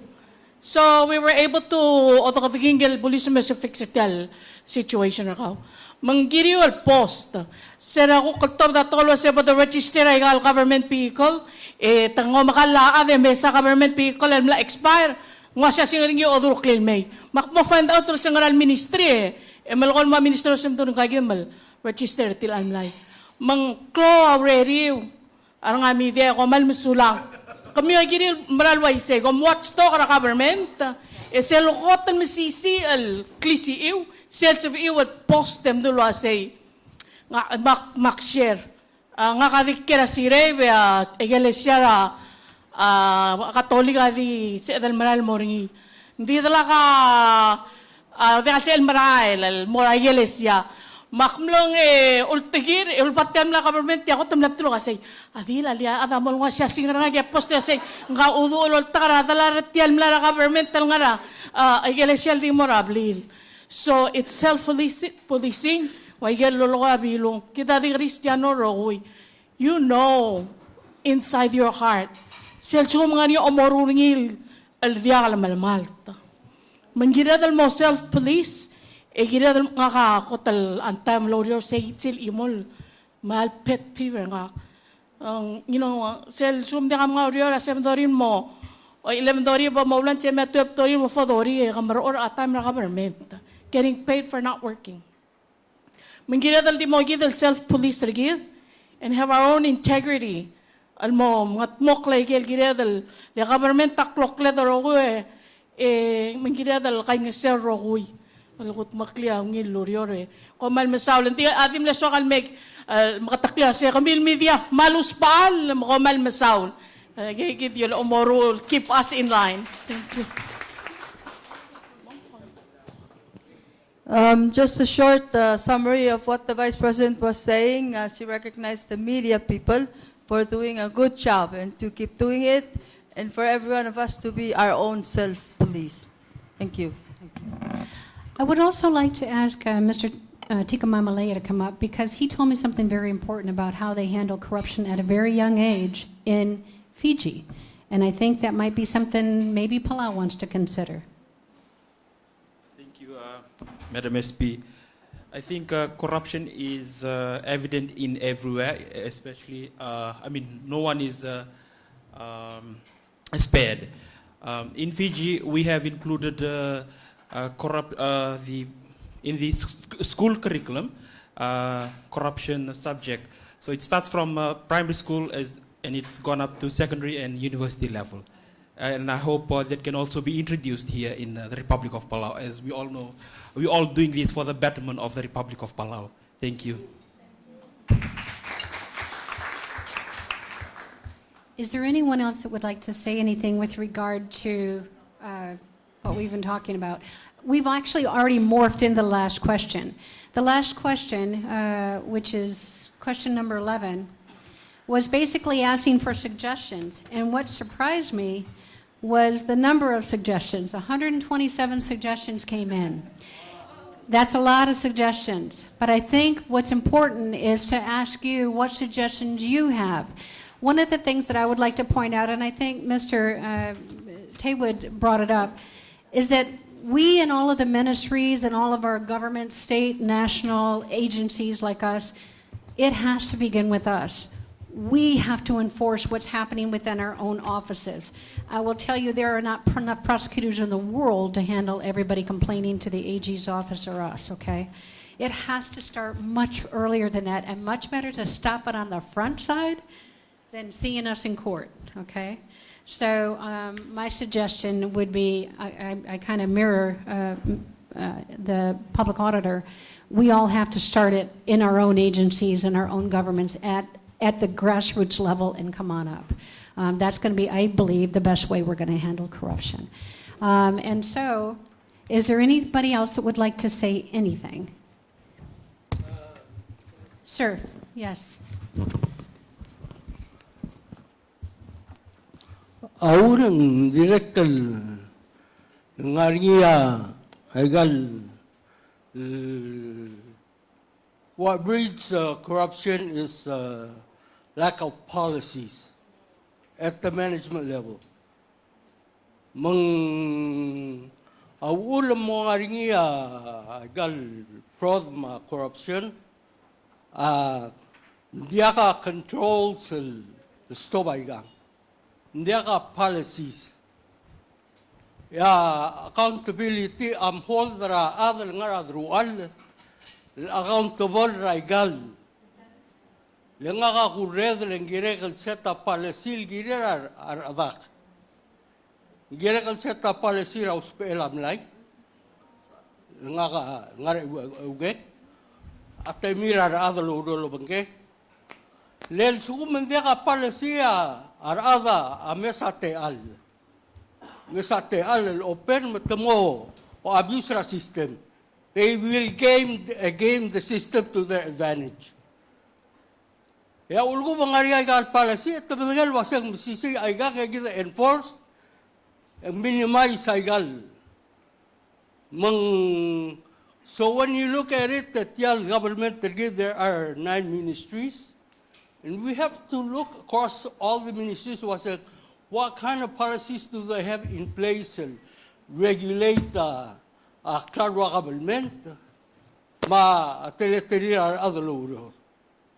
Inya mo start guk minimize ayaling. Lelang policy it's an open field for people to take advantage of the system. Mangira the policy. And the only way you can hold someone to account for their actions, a lack of management responsibility, set legal policies. Other ngaradru alla olbira ngwa udo ngumsangal base okay motutia program rau moltau taigal udo giblabas kau. Ego a set a policy gira uspela igel udo. How you go about it. Gadistaten, sarobstaten, nga lo marakal, nga rin para sila government procurement. So you go through the procurement process, lo marakal. Travel, mga rin, para sila government, gila, travel na government. Obara personnel, harahad, mga rin para sila. Across the board, ang arigagal policy dictate was a magaranga muspe auto government. Hindi sel obora uspeela Clarwa government, obora mabaltar Clarwa government. Hindi ako sa MD wa Clarwa government kung saan. Ngaringi regulations will govern government property management manual. El suguma Clarwa government na mga muspe ringi mo through a survey process. So through a survey process, ang area state government, bagel baby agencies ng government, sugum ang area spirit yalmlay, they get the first shot at malach yalmlay. Like I understand lang, ay nga direct government. Rawer abor through action, a private citizen bor maring. Ngaring niya igagid regulation in place. Abay mo diya ka igagid policy niya uspeela Clarwa government. And it has to be up to the executive branch, maulbi na kalulaw. Set the policy, tira niya government tira. Ausper provide a service and more. Mingirel nga policy in place was makaranga those pe I got electoral government to do ngaral. And serve raka situation. Well, so many there will always be corruption or other take advantage. Thank you.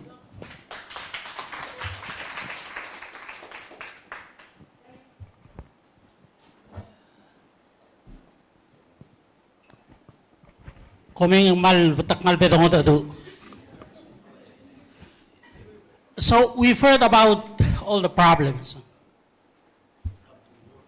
Problem are reporting, problem are abuse. So how do we solve that?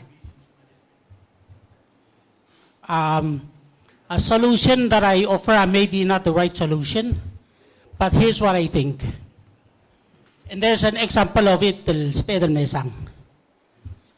we need a strong educational system. He pointed out. We need to have that. Tigita example raw ngilel education part. Kita di matangil mlaringi education maral wase abiba border national birth well as a lead. I think those are two successful educational story. Elal time armi kakadel nga laka apilin mga awel lang sa elite. Edi kartat sa rabib. Leng national birth. How do we transpose that to corruption? If we have that strong educational background and foundation to teach corruption from the very lower class of people in younger age to the highest, I think we'll see some success. So lang.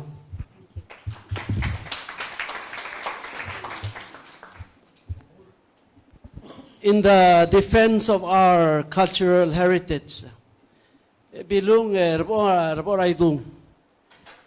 a Palawan, and this is before the Westerners landed on our shores. It is a Palawan edict that you be upright. It is expectation for every member of the community. And this has nothing to do with religion or the rule of law. And so I would like to dispel that justice came to Palau from the foreigners. Transparency, uprightness is very core of our Palawanness. There's no shame of doing what is right. And so I just want to say that, not to undermine the values of our culture and the expectations. I think that we need to reteach along with your suggestion. Thank you.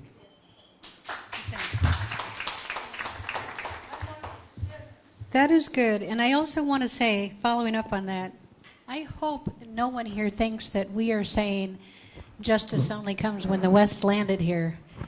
This is something, again, that's been taking 3,000 years before BC. So I agree with you. And I think that sentiment that you bring that says, you know, we know inside we have to do the right thing. This is part of our culture. I actually am one of the foolish prosecutors that believe that given half a chance, most people in the world will do the right thing. And I think that's true. I don't think laws are what keep us straight. I think it's what's inside. And I follow what you say. I believe that wholeheartedly. So thank you. Yes, sir. Saule. So SP, I think what's written, the question that's written on the board is a very important one. What are some of the suggestions you can do to improve or reduce incidents of corruption? So this is from me, from the media perspective. Sometimes it's just a matter of optics. Okay, And that's very important and let me explain why. So, in the government system, what we need to do is to hire a dedicated person from each of the ministry, for example, to handle all the media queries, the public queries. For example, in all the ministries, only the Office of the Vice President, Ministry of Justice, has a public information officer. Okay? You don't find that in any other ministry. The Office of the President has a communications director, and they do respond to us because we have this Facebook chat group that we do to raise questions and concerns. The reason that it's important for each of the ministry to have a dedicated personnel to handle all the information is that, for the public, if no information comes to the public, the public needs to have some sense of confidence of what their leaders are doing, what their agencies are doing, and that plays a very important role for the people. If not, then the Vice President will continue to receive complaints, and which is right of everyone to do so.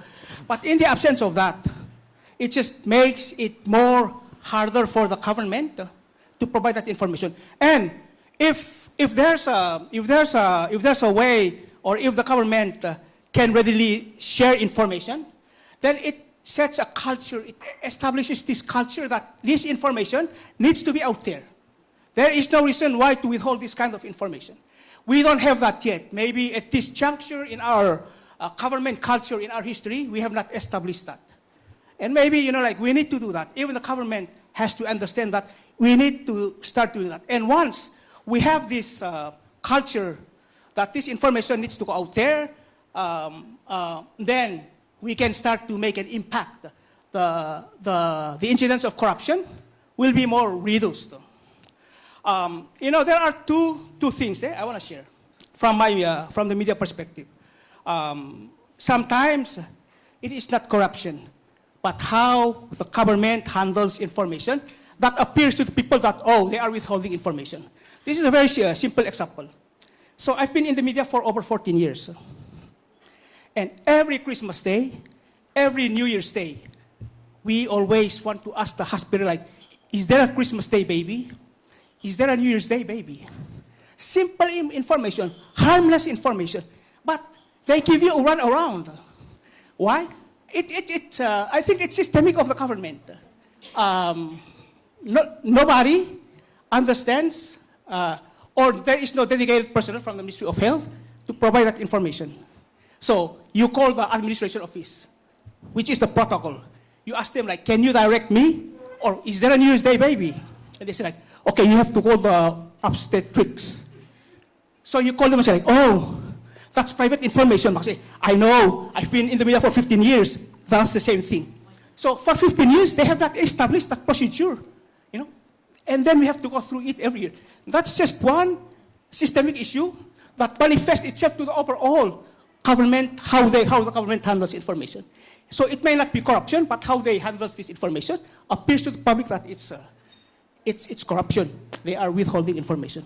So that's just my contribution to this topic. Thank you. Good point. Thank you. And we can keep talking while you're having dinner, or we can... Lunch, sorry. Wishful thinking. Okay. Ma'am. Yes, ma'am. So, tiagi, kada mo mongul ala, kada mo respect talo, kada mo mongul at, kada mongul leaders, your tirakar tirek, ekakula dong leather common people.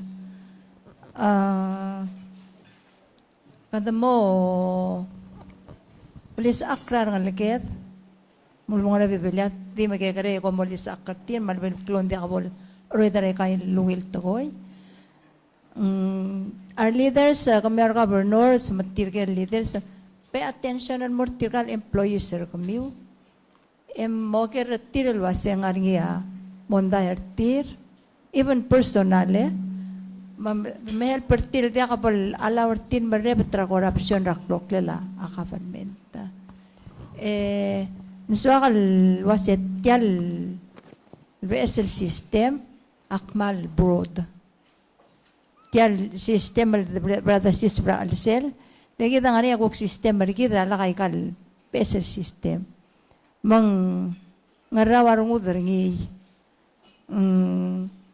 BSL system arbulis ambulas hindi kal enough family ma'am loltoira armula talamal hindi kal enough arbulis armula talamat. They've been saying that for many years.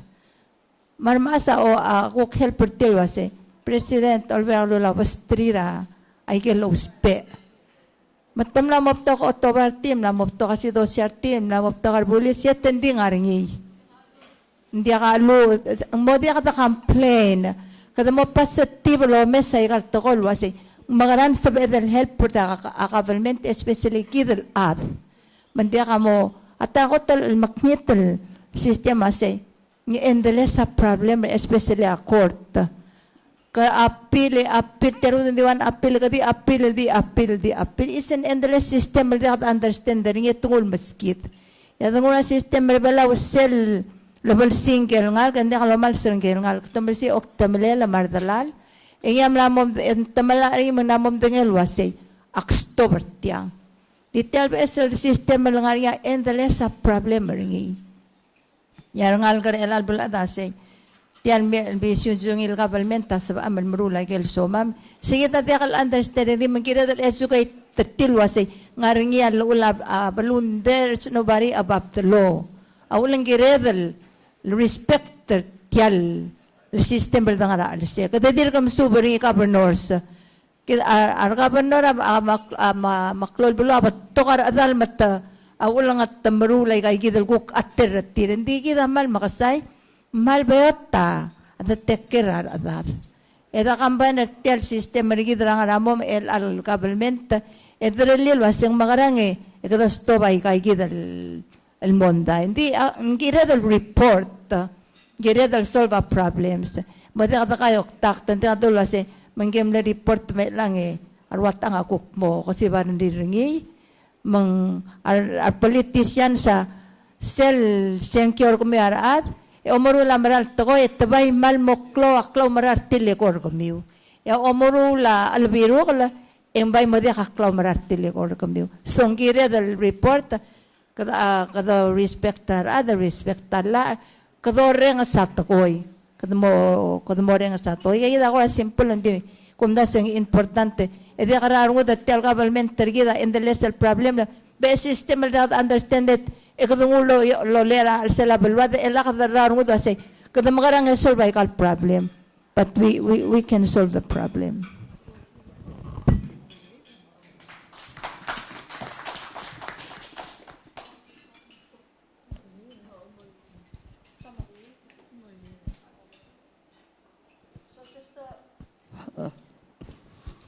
Testing.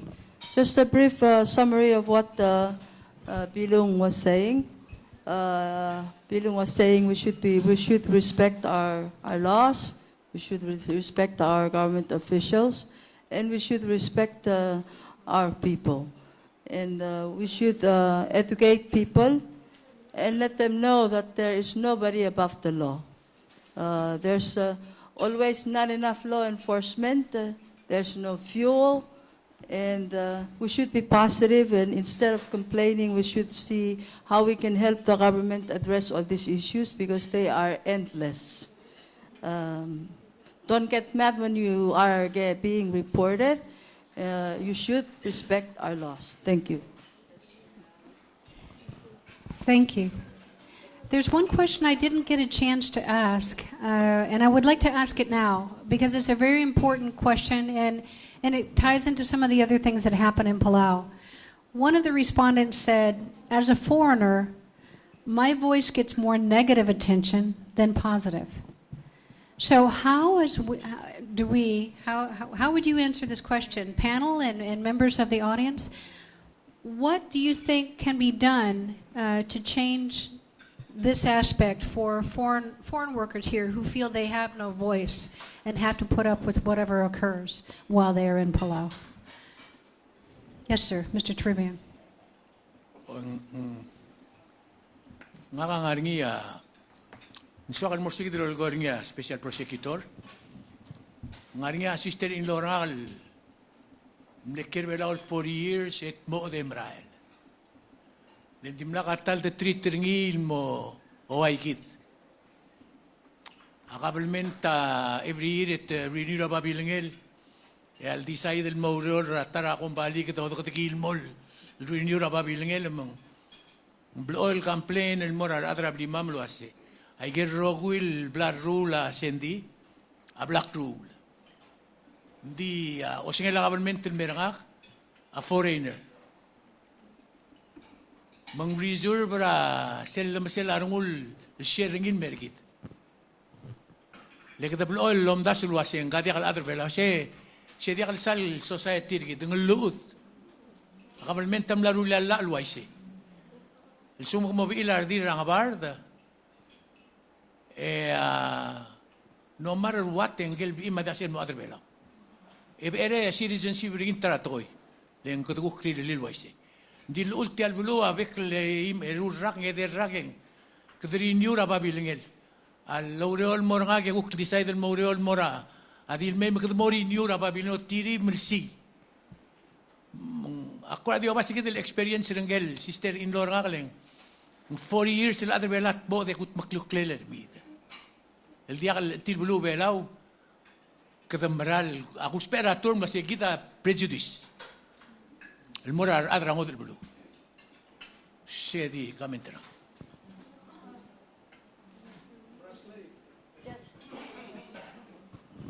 So just a short translation. Mr. Toribio was using his sister-in-law as an example. The sister-in-law is not a Palawan, a foreigner, American. She worked in this country. She did everything every Palawan did. But still, in the eyes of Palawan, she was not a Palawan. And she had to go through the process of renewing her papers every year.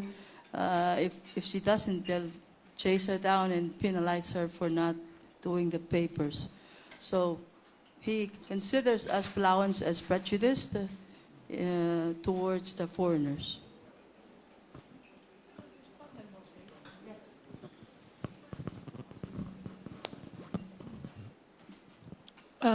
Malmaral toigel blalo oloya reporaido Mr. Toribio ding ngara constitution ergid. Tiang ngara constitution ergid el gire del other bela garas erbelaw. Mangka kita minister baklay tamil chita ng tiang akul bangel al mora Fiji. Legi da gire the reporter sele the rights UN Convention on the Rights of the Child. Sa di imol di kel dioger kamamal mulwase. Tirkal stateless children el ngarabulur bela ko makarartir. Our stateless children tirigel meel el dia karas ir ngal garbelaw.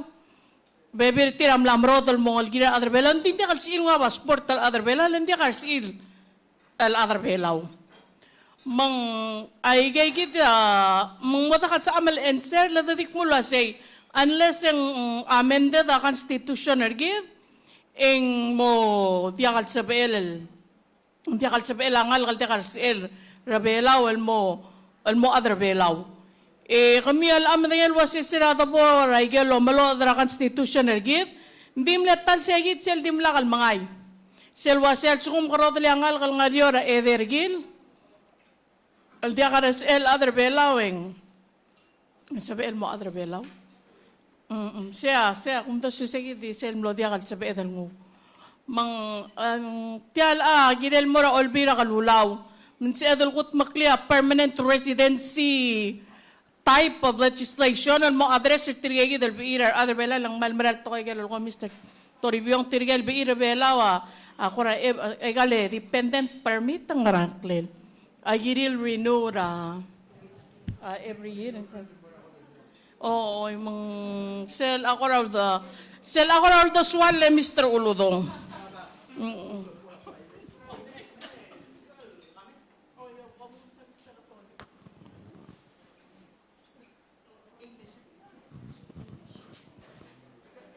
Okay. So,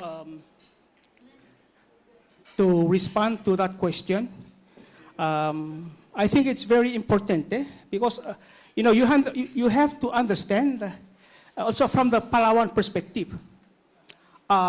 So when a foreigner share this information, it's different from when a Palawan shares this information. And this is what I mean. If I have this information, I know from within this room, like which of these people in this room, I know if I share this information, I'm not going to get in trouble. But if you are a foreigner, you don't even know. And that's what gets you in trouble.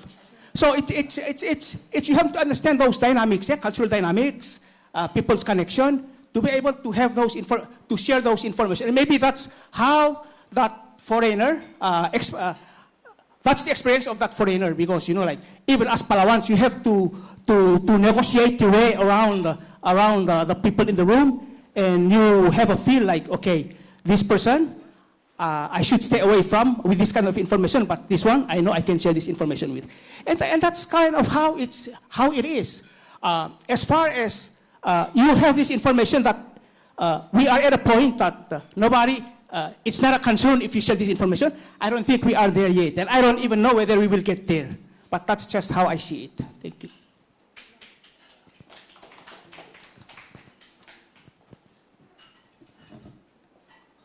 Ms. Oikuro? Yes. Come on up.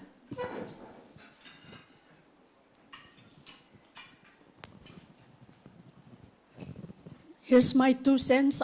Is like Bilong said, it's a matter of respect. It's really tokor o mungul. I've had an incident where a foreign friend was trying to educate my daughter about Palawan women's culture. And so I had to just put a stop right away and say, I've been married to a German, I've been married to an American. Every country I've been in, I respect their culture. I do not try to educate them about how to be a German or how to be an American woman. So I had to ask her, out of respect, if my daughter needs to learn that, she can learn it from me or her aunt or her uncle, because they are Palawans. So it is a matter of respect. I've lived in other countries, and I don't try to teach them how about their culture and what to do with corruption in their way of culture.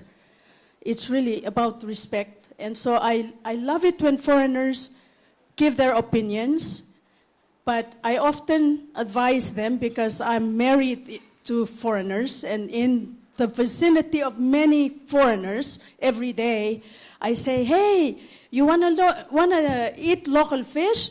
Go to the local market. If you want to, talk about a topic that is something to do with Palau, politics, talk to the Palawans. Please share your opinion and find out what they think. But it's a matter of respect. That's all I. Okay, thank you. I think somehow we got misdirected on this question about the foreign worker. Here's what really the foreign worker was saying. Foreign workers live here in Palau just like residents, all the other residents, just like citizens, just like visitors, right? Everybody is affected by corruption. So the foreign workers, and I've had it told to me in several places, so I bring it out to you. The foreign workers are saying, what do we do? Where do we go to report corruption? Because they're a very silent group. We don't really necessarily see them, or they don't know where to go. So that's really the question. How do we get an ability for foreign workers to also say, hey, there's corruption in what's happening with us? Does that make sense? So do you all have a kind of some ideas on that idea?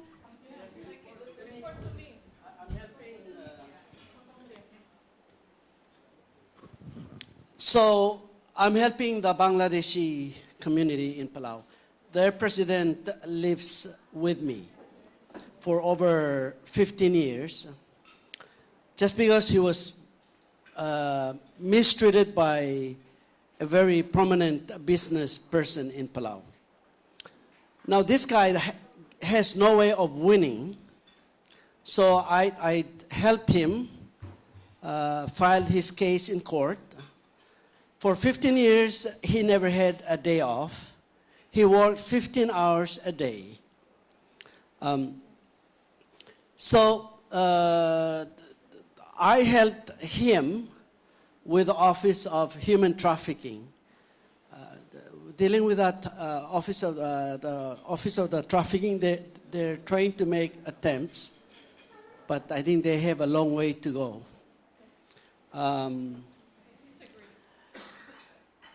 I agree that the foreigners have a hard way of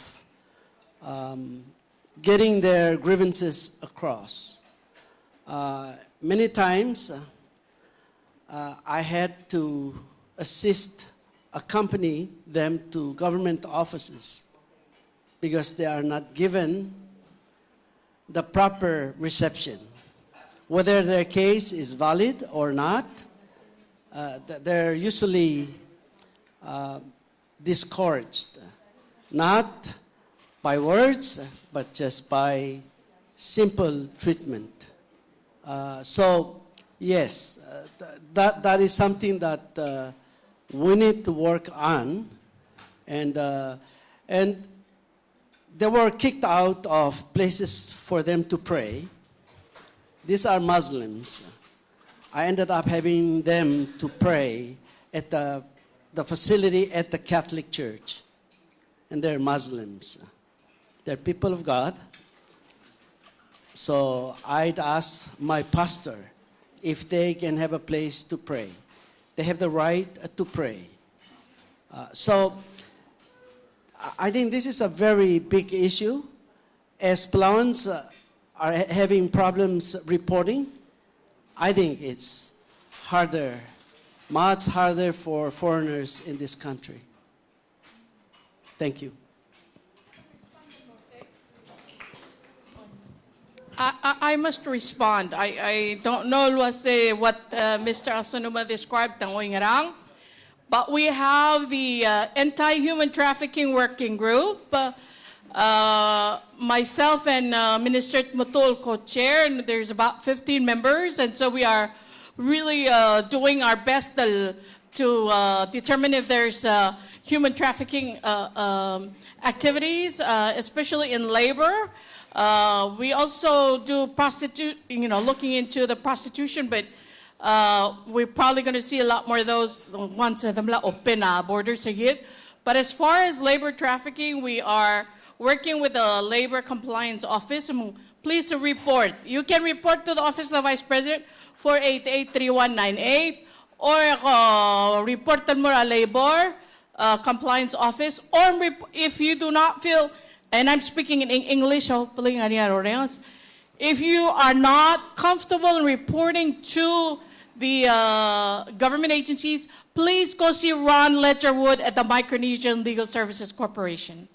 But it has to be reported, and we really are working hard to be able to do identification of human trafficking activities and to help prevent labor trafficking, which is modern-day slavery.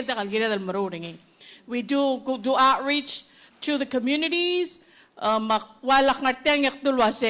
Please do not take their passport, the employees are and if you have any issues with their pay or conditions of employment, please go to the labor office and do not take matters into your own hands. Sulang.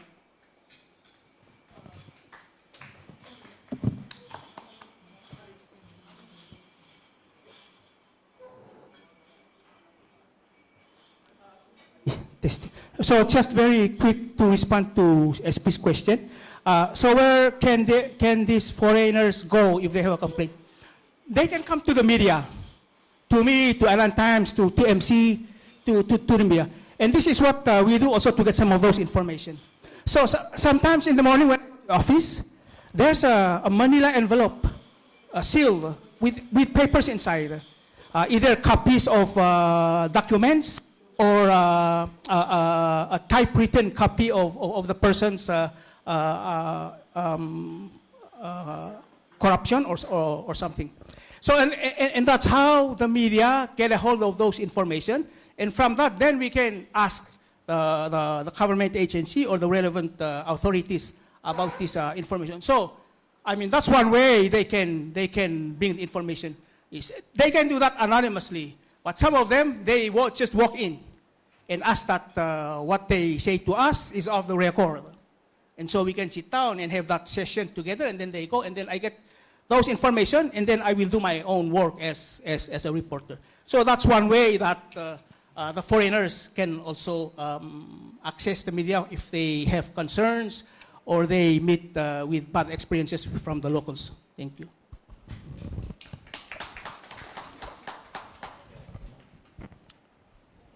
A friend of mine once said, if you hire an American are open people.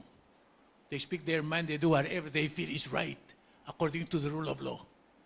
If you hire a Filipino, there's a Philippine style of life. Bangladesh are Muslims. So my friend told me that the best way to do it is to put an orientation to every foreign employee to come to this island.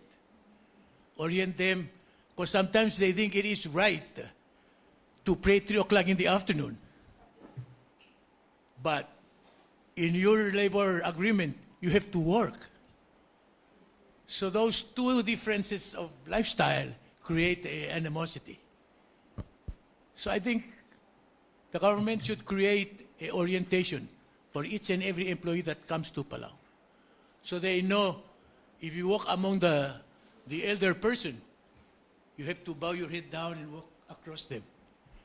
Because if you're a Bangladeshi, that's not a problem. You can just walk around as if, and then that's already a problem.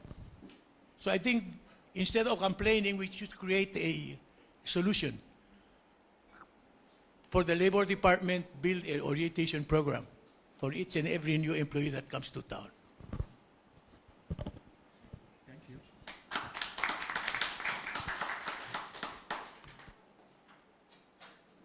Do we have any other comments? One thing that might be of help, and I don't know, Madam Vice President, maybe you know, but I know I worked in the FSM for 5 years, and especially when we were active with free patrol boats stopping people from various countries, everything that we did on the patrol boats was translated into their language with flip cards, and we did that through the UN grants. I don't know if we have those type of things translated from Bangladeshi or for all of them. And to follow up on Mr. Turibyong, maybe in that kind of opening when they come here, you know, explaining to them, maybe that does that happen right now? Okay. So, I'm gonna get charged about So as you know, kita nga arireptan mo tier 2 watch list. Tier 2 watch list, if you're on that for 2 consecutive years, automatically drop on mo tier 3.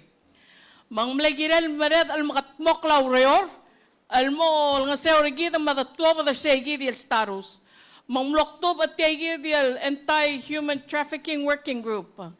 Nga kangaringi ma-minister matul, ma-minister a state, ma-Catholic Church, ma-Ministry of Health, may, give it to government agencies and Lucisber Alcel.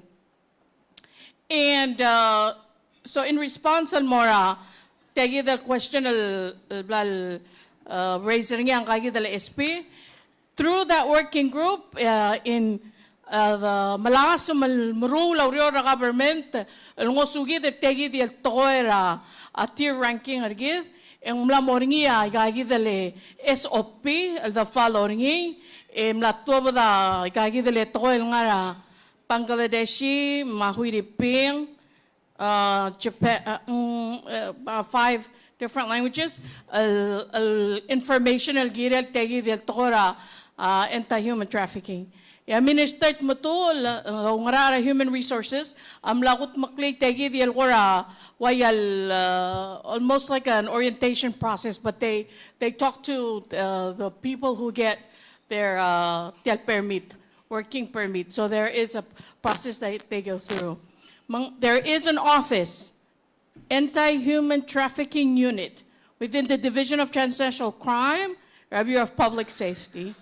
So we do outreach, and then we have in place a system to monitor all applications that come through to see if there are elements of maybe human trafficking, and then it's directed to that office. So we've been working together for about two or 3 years. 2021? Yes. So about almost 3 years in this anti-human trafficking working group, and that's part of our effort to try and get us out of the Tier 2 watch list and improve our rating in the U.S. State Department on trafficking.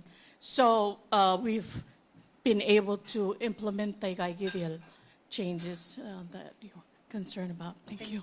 Thank you. Thank you. Does anyone else have anything to say that you'd like to bring up, or write it down and we'll bring it up? Okay, well, then what I would like to do is say we've come to the end of the workshop on promoting disclosure of corruption in government. By your presence and your participation, you helped create an improved understanding of the integrity issues in Palau with regard to reporting corruption. The survey results will be posted on our website, palauosp.org. It will be delivered electronically to the states and to the national government and the various ministries. And also, it'll just be available to all. So if there's anyone here who is media as well, who wants to get copies of the responses and the actual questions that aren't cut off, we're happy to give that to you. Embassies as well, anybody who wants it. As we want the information to get out, I want you to be able to see all of these 6 pages of suggestions. And there's some really interesting ones and eye-opening. Our hope is that the momentum today encourages residents, citizens, and the governments of Palau into action, both state and national. Corruption will never be successfully fought from the outside. It must come from within, and it must be found in ourselves, in our society, wherever we are, and in the government.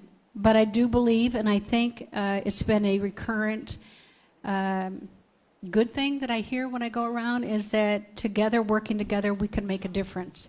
So I want to say on behalf of the OSP, and also, the UN is here, UNODC. I want to say thank you very much for being willing to work with us. And finally, I would ask again Pastor Nirmoy to go ahead and give a closing prayer. Yes. Edward.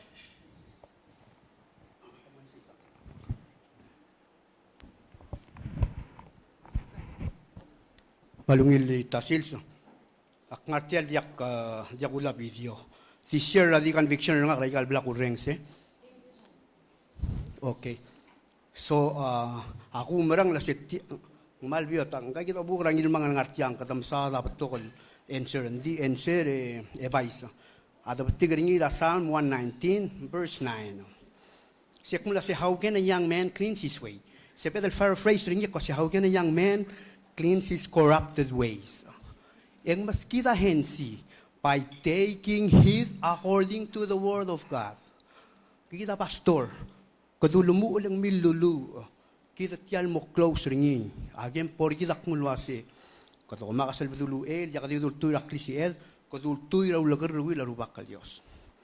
Nga kamlet ang nga mga obukak, nga kalubus, ndiyak tulas yak ngarte, lukot na mong indiyak. Adios sasabi el, multak lang argit. Saya kumbral no asyang maral. Answer. Kada mura Psalm 199, esel danga sa ekal mura. Verse 11, ang mula siya, your words I have hidden in my heart, that I might not sin against you.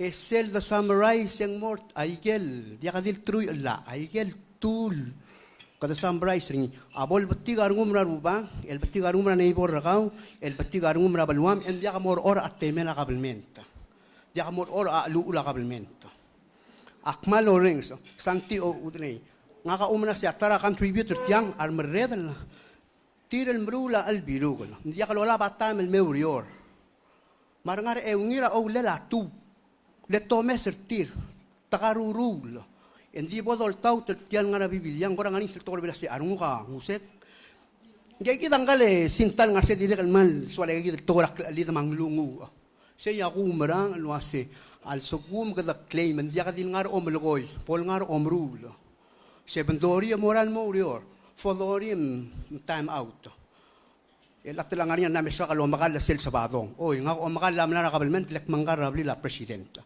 Sabi nung igal a report maksub demiu. Dik tira kal malo umrang ale kadam la mes ringa igal na umrege. Engirmak.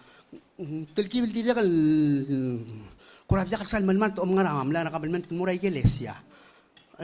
Kokspe afril lu el morsay mong pato kay gagidel. Wa me nga kan la mo yak preach and disegit. Ako umra la sa enser igal rokoy. Lengire del ngara physical, mora mental, mora spiritual. How can a young man cleanse his way? How can a young man cleanse his corrupted ways? Is by taking heed according to the word of God. Mose ekal mora 11. Interestingly, kambana ikang yang 911. Paul maral tokora urgency emergency sengire del we do the right thing because it's the right thing to do. Say kita diswal dulir meu. Adios na maknatang atrar bekla.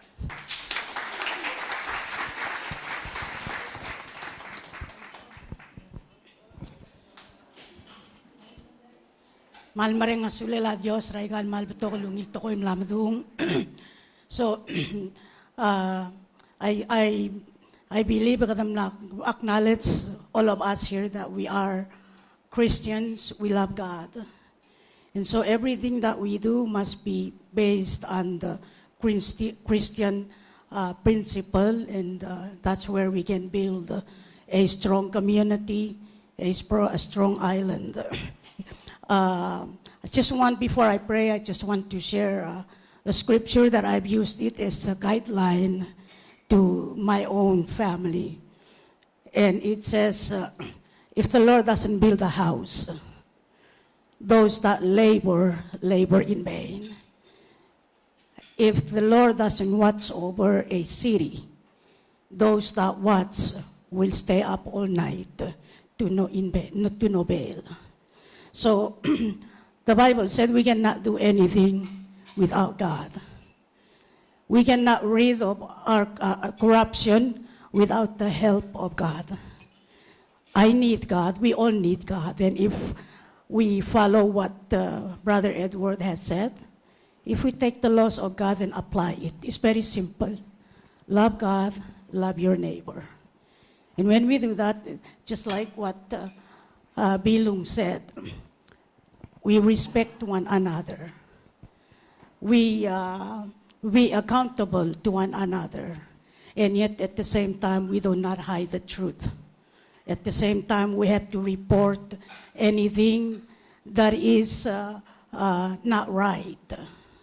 And so just with that, I just want to pray and ask the blessings and the guidance of the Lord to help the office of the prosecutor and those that work very hard to keep our island safe and peaceful, so we can all raise our family in love and in harmony.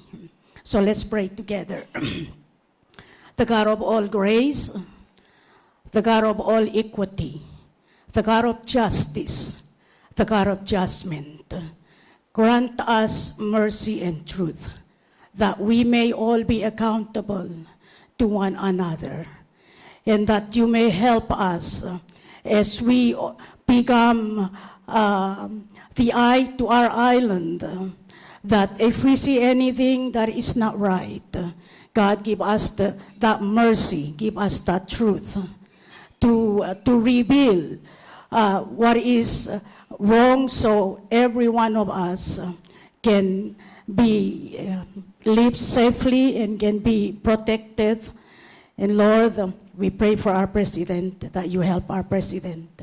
You pray for all of our leaders, that you will help our leaders, especially those that fight against corruption.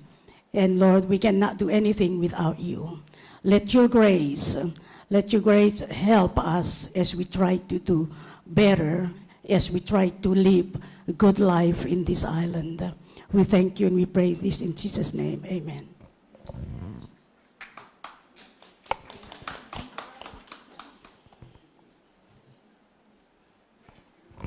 So thank you.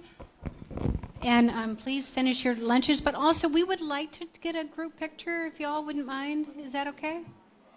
Could we come up behind all of you all? And we'll come around? Okay.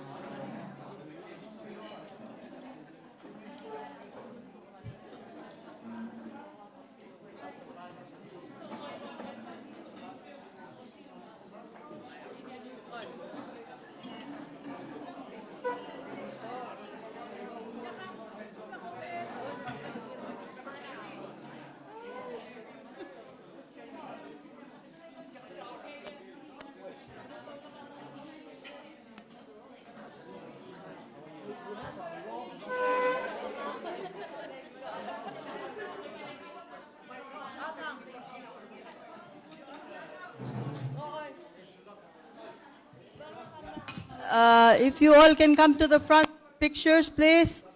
Thank you.